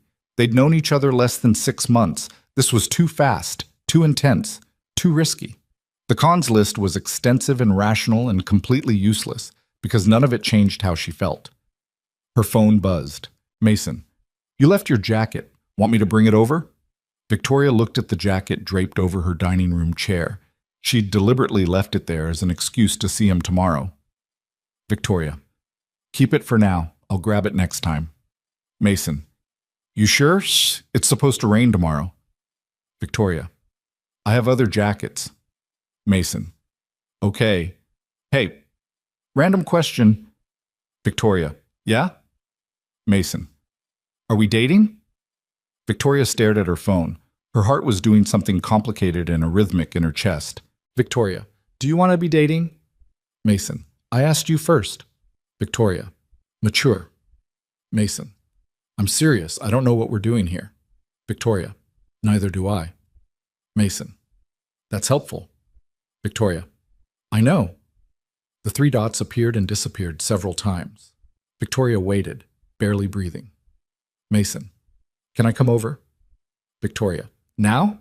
It's almost 11. Mason, is that a no? Victoria looked at her empty living room, her perfect minimalist furniture, the life she'd built that had felt so safe and was now just lonely. Victoria, it's a yes. She heard his front door close 5 minutes later, watched through her window as he crossed the lawn, hands shoved in his pockets, looking nervous. Victoria opened the door before he could knock. Hi, Mason said. Hi. They stood there looking at each other, and Victoria was abruptly aware of how much had changed since that first night when he'd shown up with her purse. How he'd gone from stranger to neighbor to friend to something that didn't have a neat category. Come in, she said. Mason followed her inside, but neither of them sat down. They just stood in her living room, the space between them charged with everything they hadn't said. I can't stop thinking about you, Mason said finally. I know we haven't defined this or whatever, but I need you to know that. You're the first thing I think about when I wake up and the last thing before I fall asleep, and I don't know what to do with that. Victoria's throat was tight. I think about you too. Yeah? All the time. It's actually kind of annoying. Mason smiled. Sorry? Don't apologize. Just tell me what you want, Mason, because I can't keep guessing. I want you. The words came out raw and honest. I want this. Whatever this is. I want to stop pretending we're just friends when we both know it's more than that. What about Chloe? What about her? She's already attached to me. If we do this and it doesn't work out, then we'll figure it out. Together. Mason stepped closer. I'm not saying it won't be complicated. I'm not saying I have all the answers, but I'm tired of being scared of what might go wrong. I want to focus on what might go right. Victoria wanted to argue, wanted to list all the reasons this was too fast, too risky, but she was tired too, tired of protecting herself, tired of being alone. Okay, she said. Okay?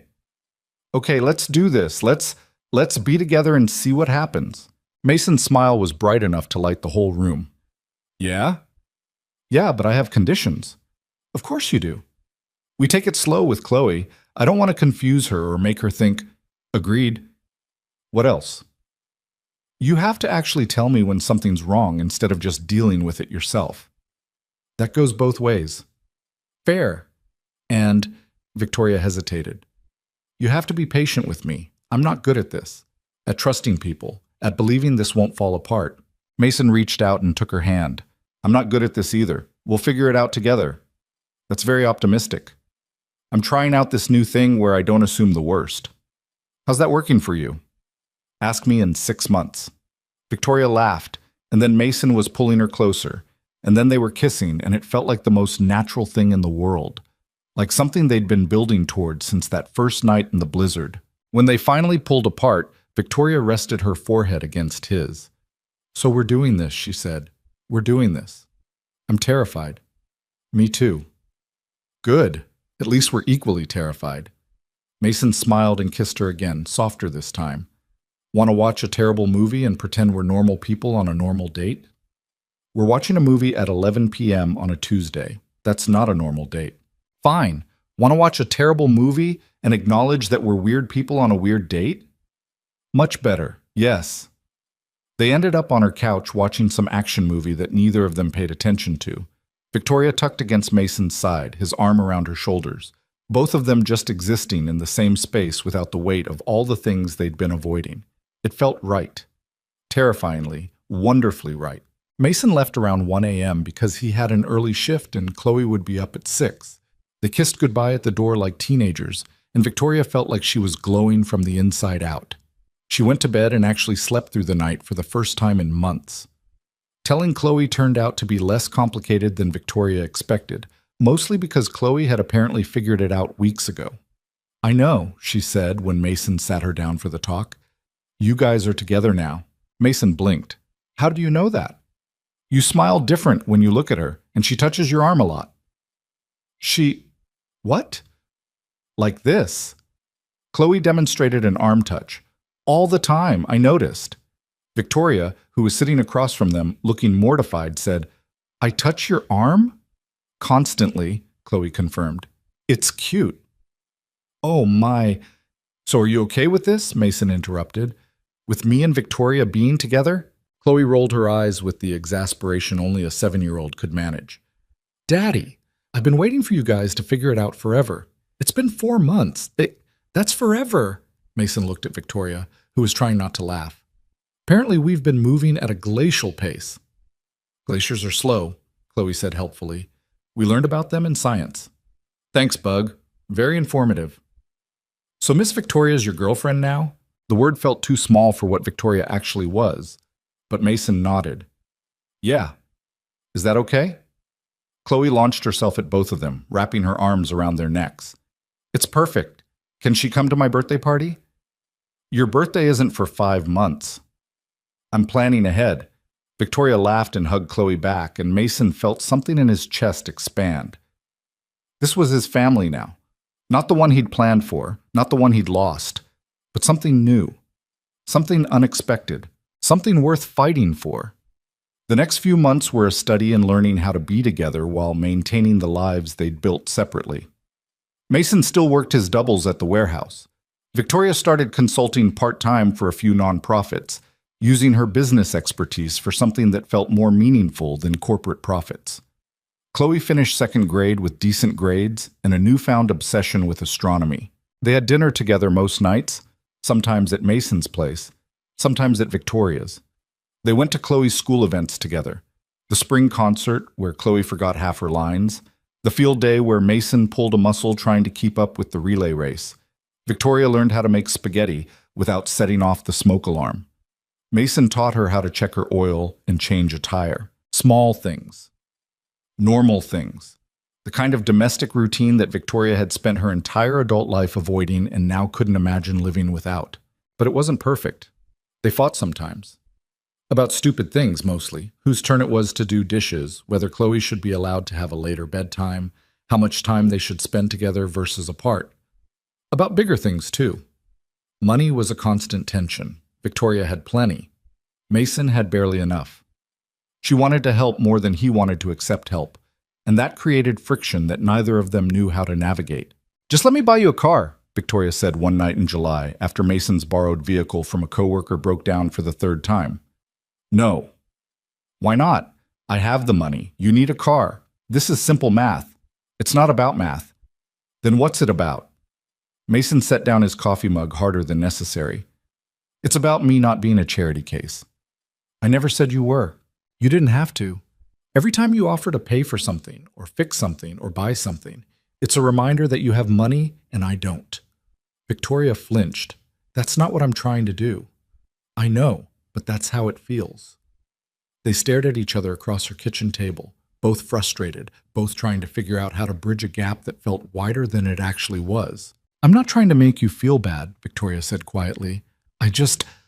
I want to help. I care about you, and watching you struggle when I could make it easier, that's hard for me. And accepting help when I've spent 4 years doing everything myself, that's hard for me. So what do we do?" Mason was quiet for a long moment. "I don't know, but we'll figure it out." "You keep saying that, because it's true. We're going to fight about stupid stuff and disagree about money and probably drive each other crazy sometimes. But we'll figure it out because the alternative is walking away, and I'm not doing that." Victoria felt her eyes sting. You promise? I promise. They were learning, slowly, messily, imperfectly.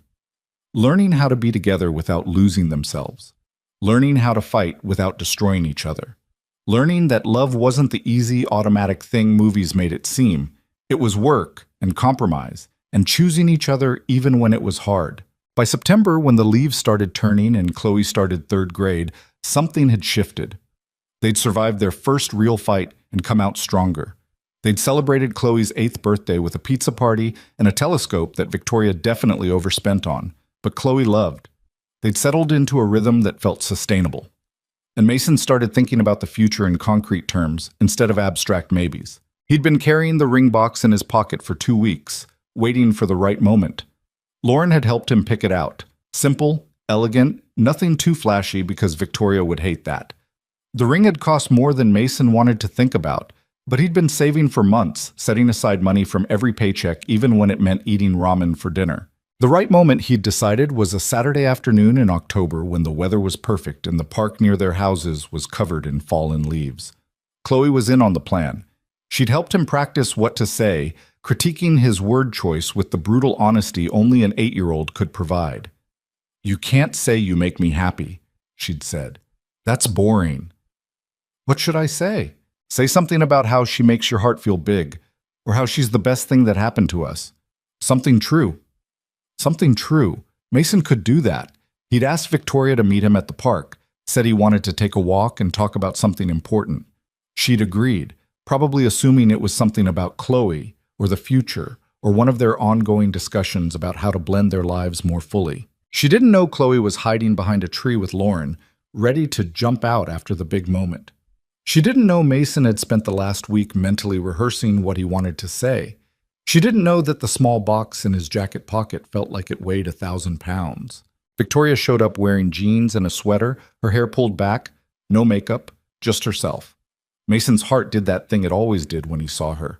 That skip-beat recognition that this person was his, somehow, against all odds.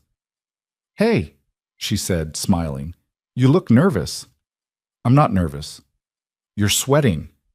"It's warm out." "It's 50 degrees, Mason laughed despite himself. "Okay, I'm a little nervous." "Why? What's wrong?" "Nothing's wrong. Can we walk?" They started down the path that wound through the park, leaves crunching under their feet. The autumn sun filtered through the trees, making everything gold and red and impossibly beautiful. "So what did you want to talk about?" Victoria asked. Mason's prepared speech evaporated from his brain. "I'm bad at this." "Bad at what?" "Talking, feelings, all of it." Victoria smiled. "You're actually pretty good at feelings when you stop overthinking. That's the problem. I can't stop overthinking." "Then just say what you're thinking." Mason stopped walking, turned to face her, took both her hands in his because he needed something to hold on to. "Almost a year ago, you opened your door during a blizzard and let me inside," he said. "And I don't just mean your house. You let me into your life when you had every reason to keep the door closed. You let Chloe into your heart when you could have stayed at a safe distance. You showed up for us in ways I didn't know I needed." Victoria's eyes were getting bright. "Mason, let me finish, please." He took a breath. "I spent 4 years just surviving, getting through each day without thinking about tomorrow or next week or next year. I couldn't imagine a future because the one I'd planned was gone. And then you happened. You and your terrible pancakes and your empty house that you turned into a home. You happened, and suddenly I could see a future again. Not the one I lost, but something different, something better." "Mason, what are you—" He let go of one of her hands and pulled the ring box from his pocket. Victoria's breath caught. "I'm not good with words," Mason said. "And I definitely can't promise you easy or simple or perfect. What I can promise is that I will show up. Every day. In the big moments and the small ones. When it's hard and when it's not. I will choose you and choose us and keep choosing for as long as you'll let me." He opened the box. The ring caught the afternoon light. "Victoria Hayes, will you marry me?" Victoria was crying now, tears streaming down her face, and for a terrible moment Mason thought she was going to say no, that he'd misread everything, that he'd moved too fast or pushed too hard or— "Yes," she said. "Yes, of course yes." Relief and joy hit Mason so hard he actually laughed. "Yeah?" "Yeah, you idiot. Yes. He slid the ring onto her finger with shaking hands, and then Victoria was kissing him, and he was kissing her back, and somewhere behind them Chloe was cheering, and Lauren was probably crying because she always cried at this stuff. When they finally pulled apart, Victoria was smiling so wide it looked like it hurt. "That was a pretty good speech for someone who's bad with words," she said. "I had help. Chloe edited it." "Of course she did. She's very invested in our relationship." "I know. She keeps asking when you're going to propose." "She knew I was going to propose?" "Mason, everyone knew you were going to propose. You've been acting weird for weeks." "I was trying to be subtle." "You were failing spectacularly." He kissed her again because he could, because she'd said yes, because this woman who'd been so scared of letting anyone close had just agreed to spend her life with him. Chloe came running up then, Lauren trailing behind, trying to look casual and completely failing. "Did she say yes?" Chloe demanded. "She said yes," Mason confirmed. Chloe threw her arms around both of them. "I'm so happy. Can I be in the wedding? Can I wear a fancy dress? Can we have cake?" "Yes to all of that," Victoria said, laughing through her tears. "Can I call you Mom now?" The question stopped everyone. Victoria looked at Mason, who looked at Chloe, who was watching them both with hopeful eyes. "You don't have to," Victoria said carefully. "I know you had a mom. I'm not trying to replace her." "I know, but I want to. If that's okay." Victoria knelt down to Chloe's level. "That's more than okay. That's—" Her voice broke. "That's the best thing anyone's ever asked me." Chloe hugged her tight, and Mason watched his daughter and his fiancée hold each other and felt something he hadn't felt in years. Peace, wholeness, home. Lauren came up beside him, crying predictably. "You did good, big brother." "Yeah?" "Yeah. Emma would be happy for you." Mason looked at his sister. "You think so?" "I know so. She loved you. She'd want you to be happy, to move forward, to find this." Mason thought about Emma, about the life they'd planned and lost, about the grief he'd carried for so long it had become part of him. And he realized that loving Victoria didn't mean forgetting Emma. It meant honoring the part of himself that Emma had loved, the part that believed in second chances and new beginnings. "Yeah," he said quietly. "I think you're right." They walked back through the park together, all four of them, Chloe chattering about wedding plans and Lauren offering unsolicited advice about venues. Victoria walked next to Mason, their fingers intertwined, the ring catching the light every time she moved her hand. "I can't believe you said yes," Mason said. "I can't believe it took you this long to ask. I wanted to make sure." "Make sure of what?" "That I wasn't just lonely, that this was real, and not just me trying to fill a void Emma left." Victoria stopped walking and turned to face him. And you're not filling a void. You're creating something entirely new, something I didn't know I could have again." She kissed him softly. "Good answer. I'm getting better at this feelings thing." "You really are." They started walking again, and Mason looked at the three people around him, his daughter, his sister, his fiancée, and thought about how life had a weird way of working out. Not the way you planned, not the way you expected. But sometimes, if you were lucky and brave enough to keep your heart open when it would be easier to close it, life gave you something better than what you'd lost. It gave you a second chance. And this time, Mason wasn't going to waste it. Planning a wedding, Victoria discovered, was exponentially more complicated than running a tech company. At least in business, people made decisions based on logic and data. Wedding planning seemed to operate on an entirely different system involving emotions, traditions, and opinions from people who had absolutely no stake in the outcome. "Your Aunt Carol thinks we should have the ceremony at noon," Mason said, reading from a text message while sitting at Victoria's kitchen table. "Because apparently evening weddings are too Hollywood." "I didn't know I had an Aunt Carol." "You don't. She's my aunt, but she's very invested in our wedding timeline." Victoria looked up from her laptop where she'd been comparing venues. "Do you even like your Aunt Carol?" "Not particularly. She once told me I was raising Chloe wrong because I let her wear sneakers to church." "We're not having a noon wedding to please your Aunt Carol." "Thank you. That's what I said." "What did she say?" "That I'd regret not listening to her wisdom," Victoria snorted. "Her wisdom about wedding times?" She's apparently an expert on all things wedding-related despite being divorced 3 times. That's impressive, actually. Terrible, but impressive. They'd been engaged for 2 months, and Victoria had learned several things. First, that everyone had opinions about their wedding. Second, that she didn't care about most wedding traditions, and Mason cared about even fewer. Third, that the only thing they both agreed on was wanting something small, personal, and not resembling a corporate event. The problem was defining small and personal when Lauren kept adding people to the guest list. "We're at 75 people now," Victoria said, refreshing the spreadsheet she'd created because, of course, she'd created a spreadsheet. "How? We started at 40.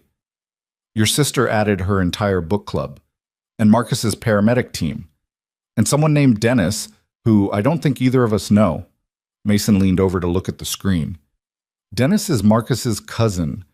Why is Marcus's cousin invited to our wedding?" "Because apparently he gave you guys a jump start once, and Lauren feels obligated."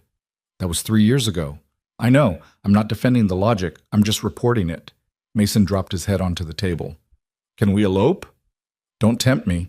I've been seriously considering it. Vegas, quick ceremony, back by Tuesday.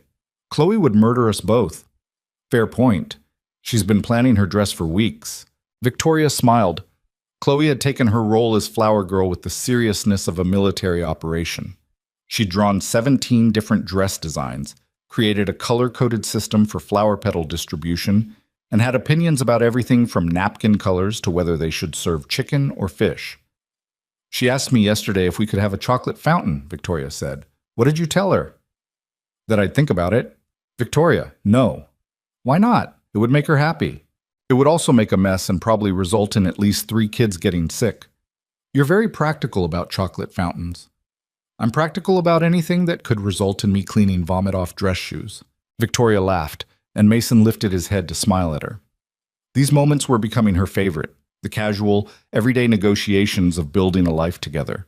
The spreadsheets and family politics and debates about chocolate fountains, all the ordinary chaos that added up to something extraordinary. Her phone rang. Unknown number. Victoria almost ignored it, but something made her answer. "Hello? Is this Victoria Hayes?" A woman's voice, professional, slightly hesitant. "Yes." "Who's this?" "My name is Rebecca Chen. I'm calling from Bright Horizons Animal Rescue. You inquired about volunteer opportunities about 6 months ago." Victoria's brain took a moment to catch up. 6 months ago. That would have been March, right after she'd told Mason about wanting to be a veterinarian as a kid. "I did, yes. I'm sorry. I didn't expect to hear back." "We had a long wait list, but we've had an opening come up, and I wanted to see if you were still interested. We especially need help with our cat socialization program. The pay is minimal, but—" "I don't need pay," Victoria interrupted. "I'm interested, very interested. When would I start?" Mason was watching her with curiosity. Victoria found herself smiling without meaning to. "Could you come in next Tuesday for an orientation?" "Yes, absolutely. Thank you." She hung up and looked at Mason, who was still watching her. "What was that about?" he asked. "I think I just got a job." "Doing what?" "Working with cats at an animal rescue." Mason's expression shifted to something warm and pleased. "Really?" "Really. I applied months ago and forgot about it. And now—" She stopped, started over. "Is this crazy? I don't know anything about cats." "You don't have to know everything to start. You just have to show up and learn." Victoria thought about the last time she'd started something without knowing exactly how it would turn out. That had been opening her door to a stranger during a blizzard. That had worked out pretty well. "Okay," she said. "I'm doing this." "Good. You'll be great at it." "How do you know?" "Because you're good at everything once you stop worrying about being perfect." That observation was uncomfortably accurate. Victoria made a face at him, and Mason grinned. "Speaking of starting new things," he said, "I have something to tell you too." "Yeah?" "I applied for a supervisor position at work. Interviews next week." Victoria set down her laptop. "Mason, that's amazing. Why didn't you tell me?" "Because I didn't think I'd get the interview. It's a long shot. But they called yesterday and—" He shrugged. "Figured it was worth trying." "It's absolutely worth trying. You'll be great. It's more money, better hours." Actual weekends sometimes. So you could spend more time with us. That's the idea. Victoria got up and walked around the table to kiss him. I'm proud of you. Don't be proud yet. I haven't gotten it. I'm proud that you applied, that you're letting yourself want something. Mason pulled her into his lap. You're a bad influence. I used to be much more resigned to my fate. Your fate was working doubles forever? Pretty much. That's a terrible fate. I'm aware. That's why I'm trying to change it. They sat there in her kitchen, tangled together, both of them tentatively reaching for futures they'd convinced themselves were impossible. It felt terrifying and hopeful in equal measure. Chloe appeared in the doorway, having let herself in with the key Victoria had given her last month. Are you guys being gross again? She asked. Extremely gross, Mason confirmed. Can you stop? I need help with my science project. What's the project? The water cycle. I have to build a model. Victoria reluctantly extracted herself from Mason's lap. What kind of model? I don't know. That's why I need help. An hour later, Victoria's kitchen table was covered in plastic containers, food coloring, and construction paper. Chloe's interpretation of the water cycle involved glitter, a lot of glitter, and a color scheme that was more rainbow than scientifically accurate. I don't think precipitation is sparkly purple, Mason said. It should be, Chloe argued. It's prettier. Science isn't about pretty. Why not? Science can be pretty if it wants to. Victoria caught Mason's eye and smiled. This was their life now. Science projects and wedding planning and job interviews. The beautiful, messy, ordinary chaos of being a family. Her phone buzzed with a text from Lauren. Lauren, Sunday dinner this week, 6 p.m. Don't be late. We're discussing bachelor/bachelorette parties. Victoria showed Mason the text. He groaned. Do we have to have those? He asked. Lauren will kill us if we don't. Can we just have one party? Together? That defeats the purpose. The purpose is to get drunk and make questionable decisions. We can do that together. I don't think that's the purpose. Then what is? Victoria thought about it. I actually have no idea. Mason's interview the following week went better than he expected, which meant he spent the next 2 weeks in a state of anxious waiting while the company made their decision. Victoria started at the animal rescue and came home covered in cat hair and happier than Mason had seen her in months. Chloe's science project got a B+, which she insisted was because her teacher didn't appreciate artistic vision. Life continued in its chaotic, imperfect way. And then on a Tuesday in early November, Mason got the call. He'd gotten the job. Victoria found out when she got home from the rescue to find Mason and Chloe dancing around his kitchen to music blasting from his phone. Mason swept Victoria into the celebration, spinning her around while Chloe cheered. I got it, he said, breathless and grinning. I actually got it. I knew you would. Liar. You were worried. Okay, yes. I was worried. But I'm not surprised. You earned this. Mason kissed her, and Chloe made exaggerated gagging sounds. You guys are so embarrassing, she said. Wait until the wedding, Mason told her. It's going to be much worse. I know. That's why I'm practicing being embarrassed now. They ordered pizza to celebrate. Lauren and Marcus came over, and somehow the small celebration turned into an impromptu party that lasted until nearly 11. Mason's tiny house was packed with people and noise and laughter, and Victoria stood in the middle of it thinking about how different this was from any celebration she'd had during her years running the company. Those had been professional, polished, the kind of events where everyone dressed up and said the right things and went home early because they had work the next day. This was real, messy. Marcus told terrible jokes. Lauren cried happy tears. Chloe fell asleep on the couch halfway through, and no one bothered to move her because she looked peaceful there. And Victoria realized that this, right here, in this cramped house, with these people who'd somehow become her family, this was what success actually looked like. Not the money or the business accolades or the fancy house. Just this. Connection. Love. Belonging. December arrived with the kind of cold that made even lifelong Chicagoans complain. The wedding was set for early January, which everyone agreed was insane from a weather perspective, but felt right to Mason and Victoria. It's almost the anniversary of when we met, Victoria had said when they were picking dates. You want to get married during blizzard season? I want to get married when it means something. So January it was. They'd booked a small venue, a historic building in Lincoln Park with good heating and enough room for the 75 people who somehow kept multiplying. Victoria's dress was simple and elegant, ordered from a boutique after exactly one fitting because she hated shopping. Mason's suit was off the rack but fit well enough. Chloe's flower girl dress was the third design she'd drawn, pale blue with ribbons that she'd picked out herself. The rehearsal dinner was 2 days before Christmas, which was terrible planning but the only time everyone could gather. It was held at a restaurant in Wicker Park, private room in the back, family and close friends only. Victoria's hands were shaking when they arrived. "You okay?" Mason asked, taking her coat. "I'm fine, just there are a lot of people. You've presented to boardrooms with hundreds of people. That was different. Those people weren't evaluating whether I was good enough for you." Mason stopped and turned to face her. "Nobody here is thinking that. Your Aunt Carol definitely is. My Aunt Carol thinks everyone is beneath her, and also she's not coming to the rehearsal dinner because we didn't invite her." "We didn't?" "We did not." Very deliberately. Victoria smiled despite her nerves. "Good call." Lauren found them immediately, pulling Victoria into a hug that was probably meant to be comforting, but was mostly just tight. "You look beautiful," Lauren said. "I look terrified." "That too, but mostly beautiful." Lauren lowered her voice. "Thank you. For making him happy again. For being exactly what he needed. I think it's mutual." "I know it is. That's what makes it perfect." The dinner was loud and chaotic in the best way. Toasts were made, some heartfelt, some embarrassing. Marcus told the story of the blizzard from his perspective, which involved a lot of exaggeration about snowdrift heights and Mason's heroism in braving the storm. "It was like 8 inches of snow," Mason protested. "It was 14 inches, Marcus corrected. "I checked the weather records." "Still not exactly Antarctic expedition level." "Let me tell the story my way."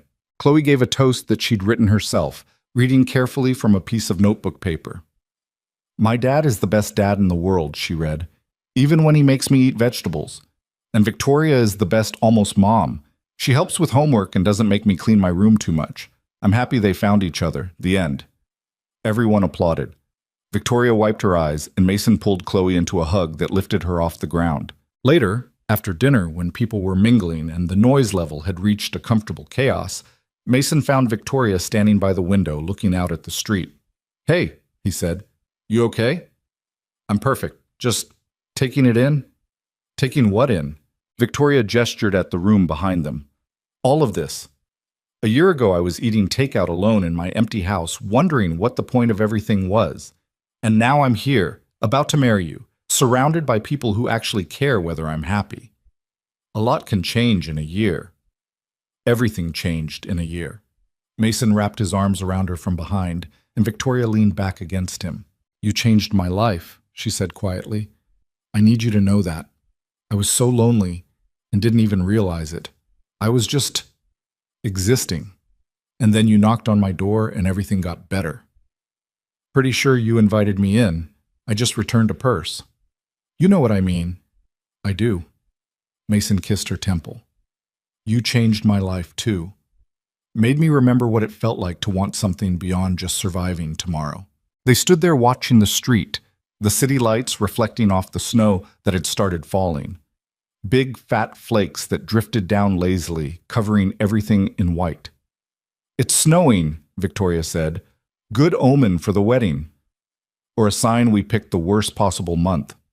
"Probably both." Victoria turned in his arms to face him. "I love you. I don't think I say that enough. You say it all the time. Not out loud." "The out loud part is overrated anyway." She kissed him, soft and sweet, and Mason thought about how he'd been so convinced he'd used up his chance at happiness. That Emma had been it, his one shot at love, and losing her meant spending the rest of his life alone. He'd been so wrong. Love wasn't a limited resource. It didn't run out just because you'd lost someone.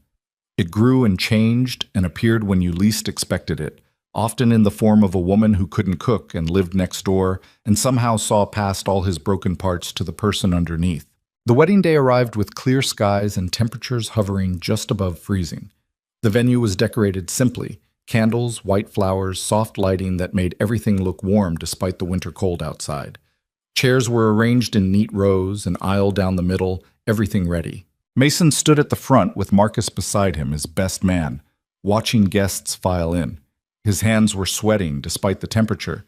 He'd been married before, had stood at the front of a church waiting for Emma. But this felt different. Not better or worse, just different. Like starting a new chapter instead of trying to rewrite the old one. Lauren appeared at his elbow. "You good?" Terrified. "That's normal." "Is it?" "Absolutely. I threw up before my wedding." "That's not comforting." "It wasn't meant to be comforting. It was meant to be honest." Mason looked at his sister. "Do you think I'm doing the right thing? Are you seriously asking me that now, 20 minutes before the ceremony?" "Yes." Lauren grabbed his face with both hands. "Listen to me. Victoria's perfect for you. She's smart and kind, and she loves Chloe like her own. She makes you laugh and challenges you and doesn't let you wallow in your own stuff. You're absolutely doing the right thing." "Okay. Okay? Okay." Lauren kissed his forehead and went to find her seat. Music started playing. The doors at the back of the venue opened. Chloe came down the aisle first, taking her flower girl duties very seriously.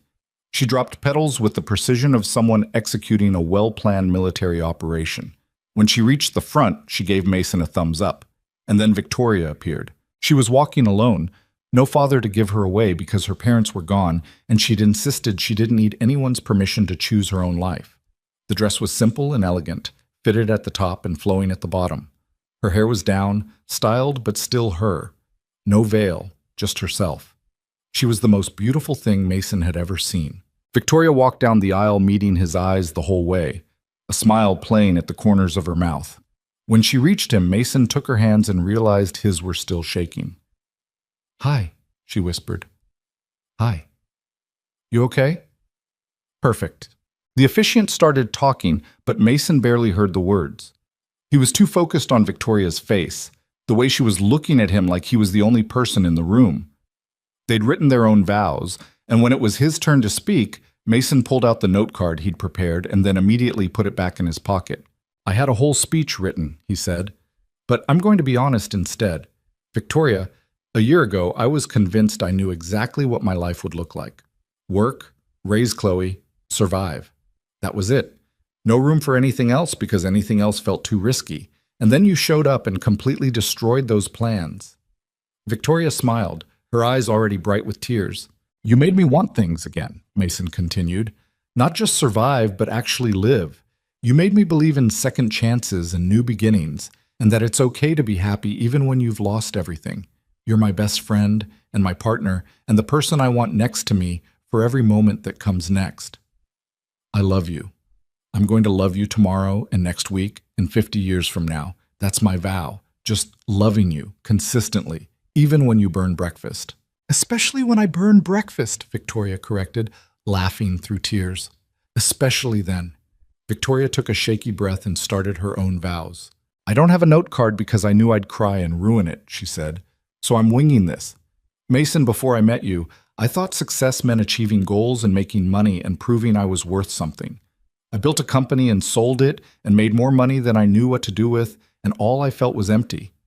And then you knocked on my door during a blizzard, and suddenly nothing else mattered except this, us, being part of something real." She squeezed his hands tighter. "You taught me that it's okay to be imperfect, to burn pancakes and ask for help and admit when I'm scared. You showed me what love actually looks like, not the fairy tale version, but the real thing, with fights and compromises and choosing each other even when it's hard. I love you. I love Chloe. I love the life we're building together, and I promise to show up for all of it, the messy parts, the beautiful parts, everything in between. That's my vow." Mason was definitely crying now. So was half the room. The officiant said something about rings, and they exchanged the simple bands they'd picked out together. And then the words everyone was waiting for. "By the power vested in me, I now pronounce you married. You may kiss." Mason pulled Victoria close and kissed her while everyone applauded, and Chloe cheered louder than anyone. When they finally pulled apart, they were both grinning like idiots. "We did it," Victoria whispered. "We did it." They walked back down the aisle together, hand in hand, husband and wife. Outside the venue, snow had started falling again, big, gentle flakes that caught in Victoria's hair and made everything look like a scene from a movie. The reception was exactly what they'd wanted. Good food, better company, dancing that lasted until everyone's feet hurt. Chloe gave an impromptu speech about how she now had two parents again and started crying halfway through, which made Victoria cry, which made Mason cry. Lauren cornered them during a slow song. "I'm so happy for you both," she said. "Truly." "Thank you," Victoria said, "for everything, for making me feel welcome, for giving me a chance." "You didn't need a chance. You just needed to show up." Lauren hugged her tight. "Welcome to the family, officially." Mason danced with Chloe to a song she'd picked herself, some pop song that was too fast for a slow dance, but they made it work. Victoria watched them from the edge of the dance floor, her heart so full it actually hurt. Marcus appeared beside her with 2 glasses of champagne. "They're good together," he said. "They really are. You're good for both of them, you know. He's different now, lighter, more himself. He's good for me too." "I know.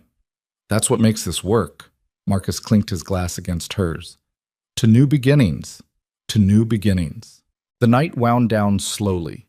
Guests left with well wishes and promises to visit soon. Chloe fell asleep in a chair, exhausted from dancing and excitement. Mason carried her to Lauren's car. She'd be staying with her aunt tonight while Mason and Victoria had their wedding night to themselves. Finally, it was just the two of them standing in the empty venue surrounded by candles that were burning down and flower arrangements that would be gone by morning. "We're married," Victoria said.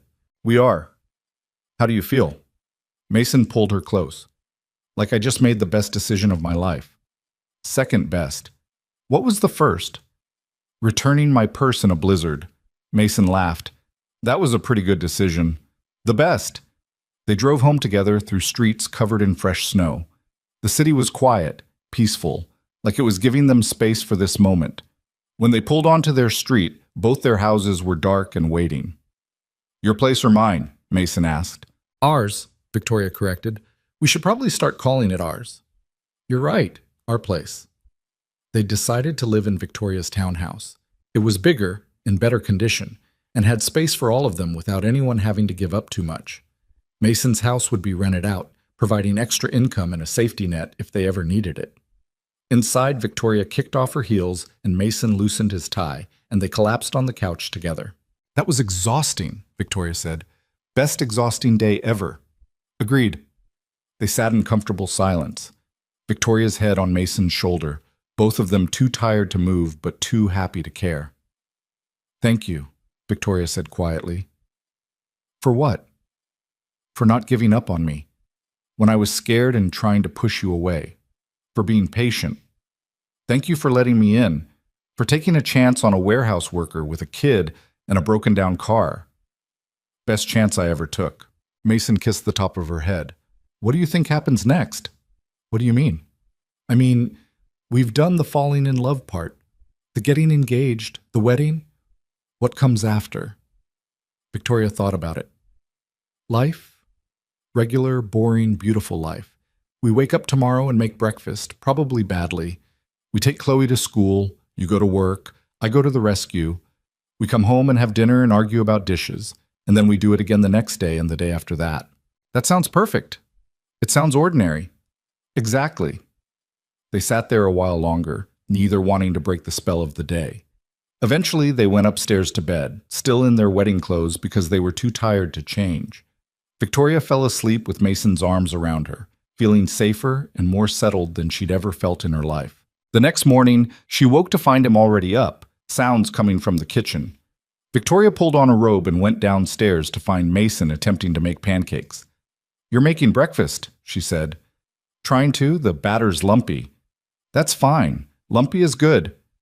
"Lumpy is definitely not good." Victoria wrapped her arms around him from behind. "Let me help." Together they made breakfast, getting flour everywhere and burning the first batch, and laughing when the smoke detector went off. It was imperfect and messy and exactly right. They ate at the kitchen table as snow continued to fall outside, the same snow that had brought them together a year ago. Mason reached across and took Victoria's hand. "Happy first day of marriage," he said. Happy first day. Any regrets? None. You? Not a single one. And it was true. Mason had no regrets about the blizzard that had led him to Victoria's door. No regrets about opening his heart again when it would have been safer to keep it closed. No regrets about choosing hope over fear.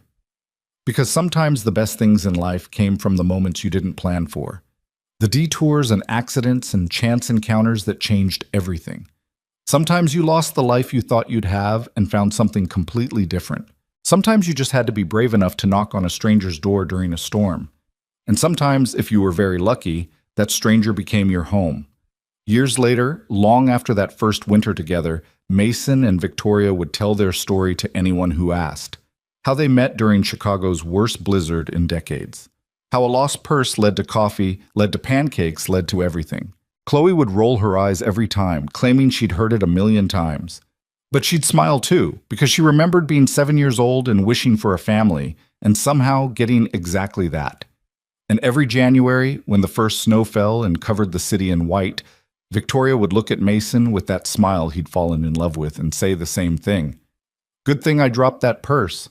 And Mason would pull her close and kiss her, and agree that yes, it was very good indeed. Because life had taught them both that the best stories don't always go according to plan. That second chances were real, and love didn't have an expiration date. That being broken didn't mean you couldn't be whole again. It just meant you had to be willing to let someone help you pick up the pieces. And if you were very brave and very lucky, those pieces might come together into something even better than what came before. Not perfect, never perfect, but real. And true. And theirs. And in the end, that was all that mattered.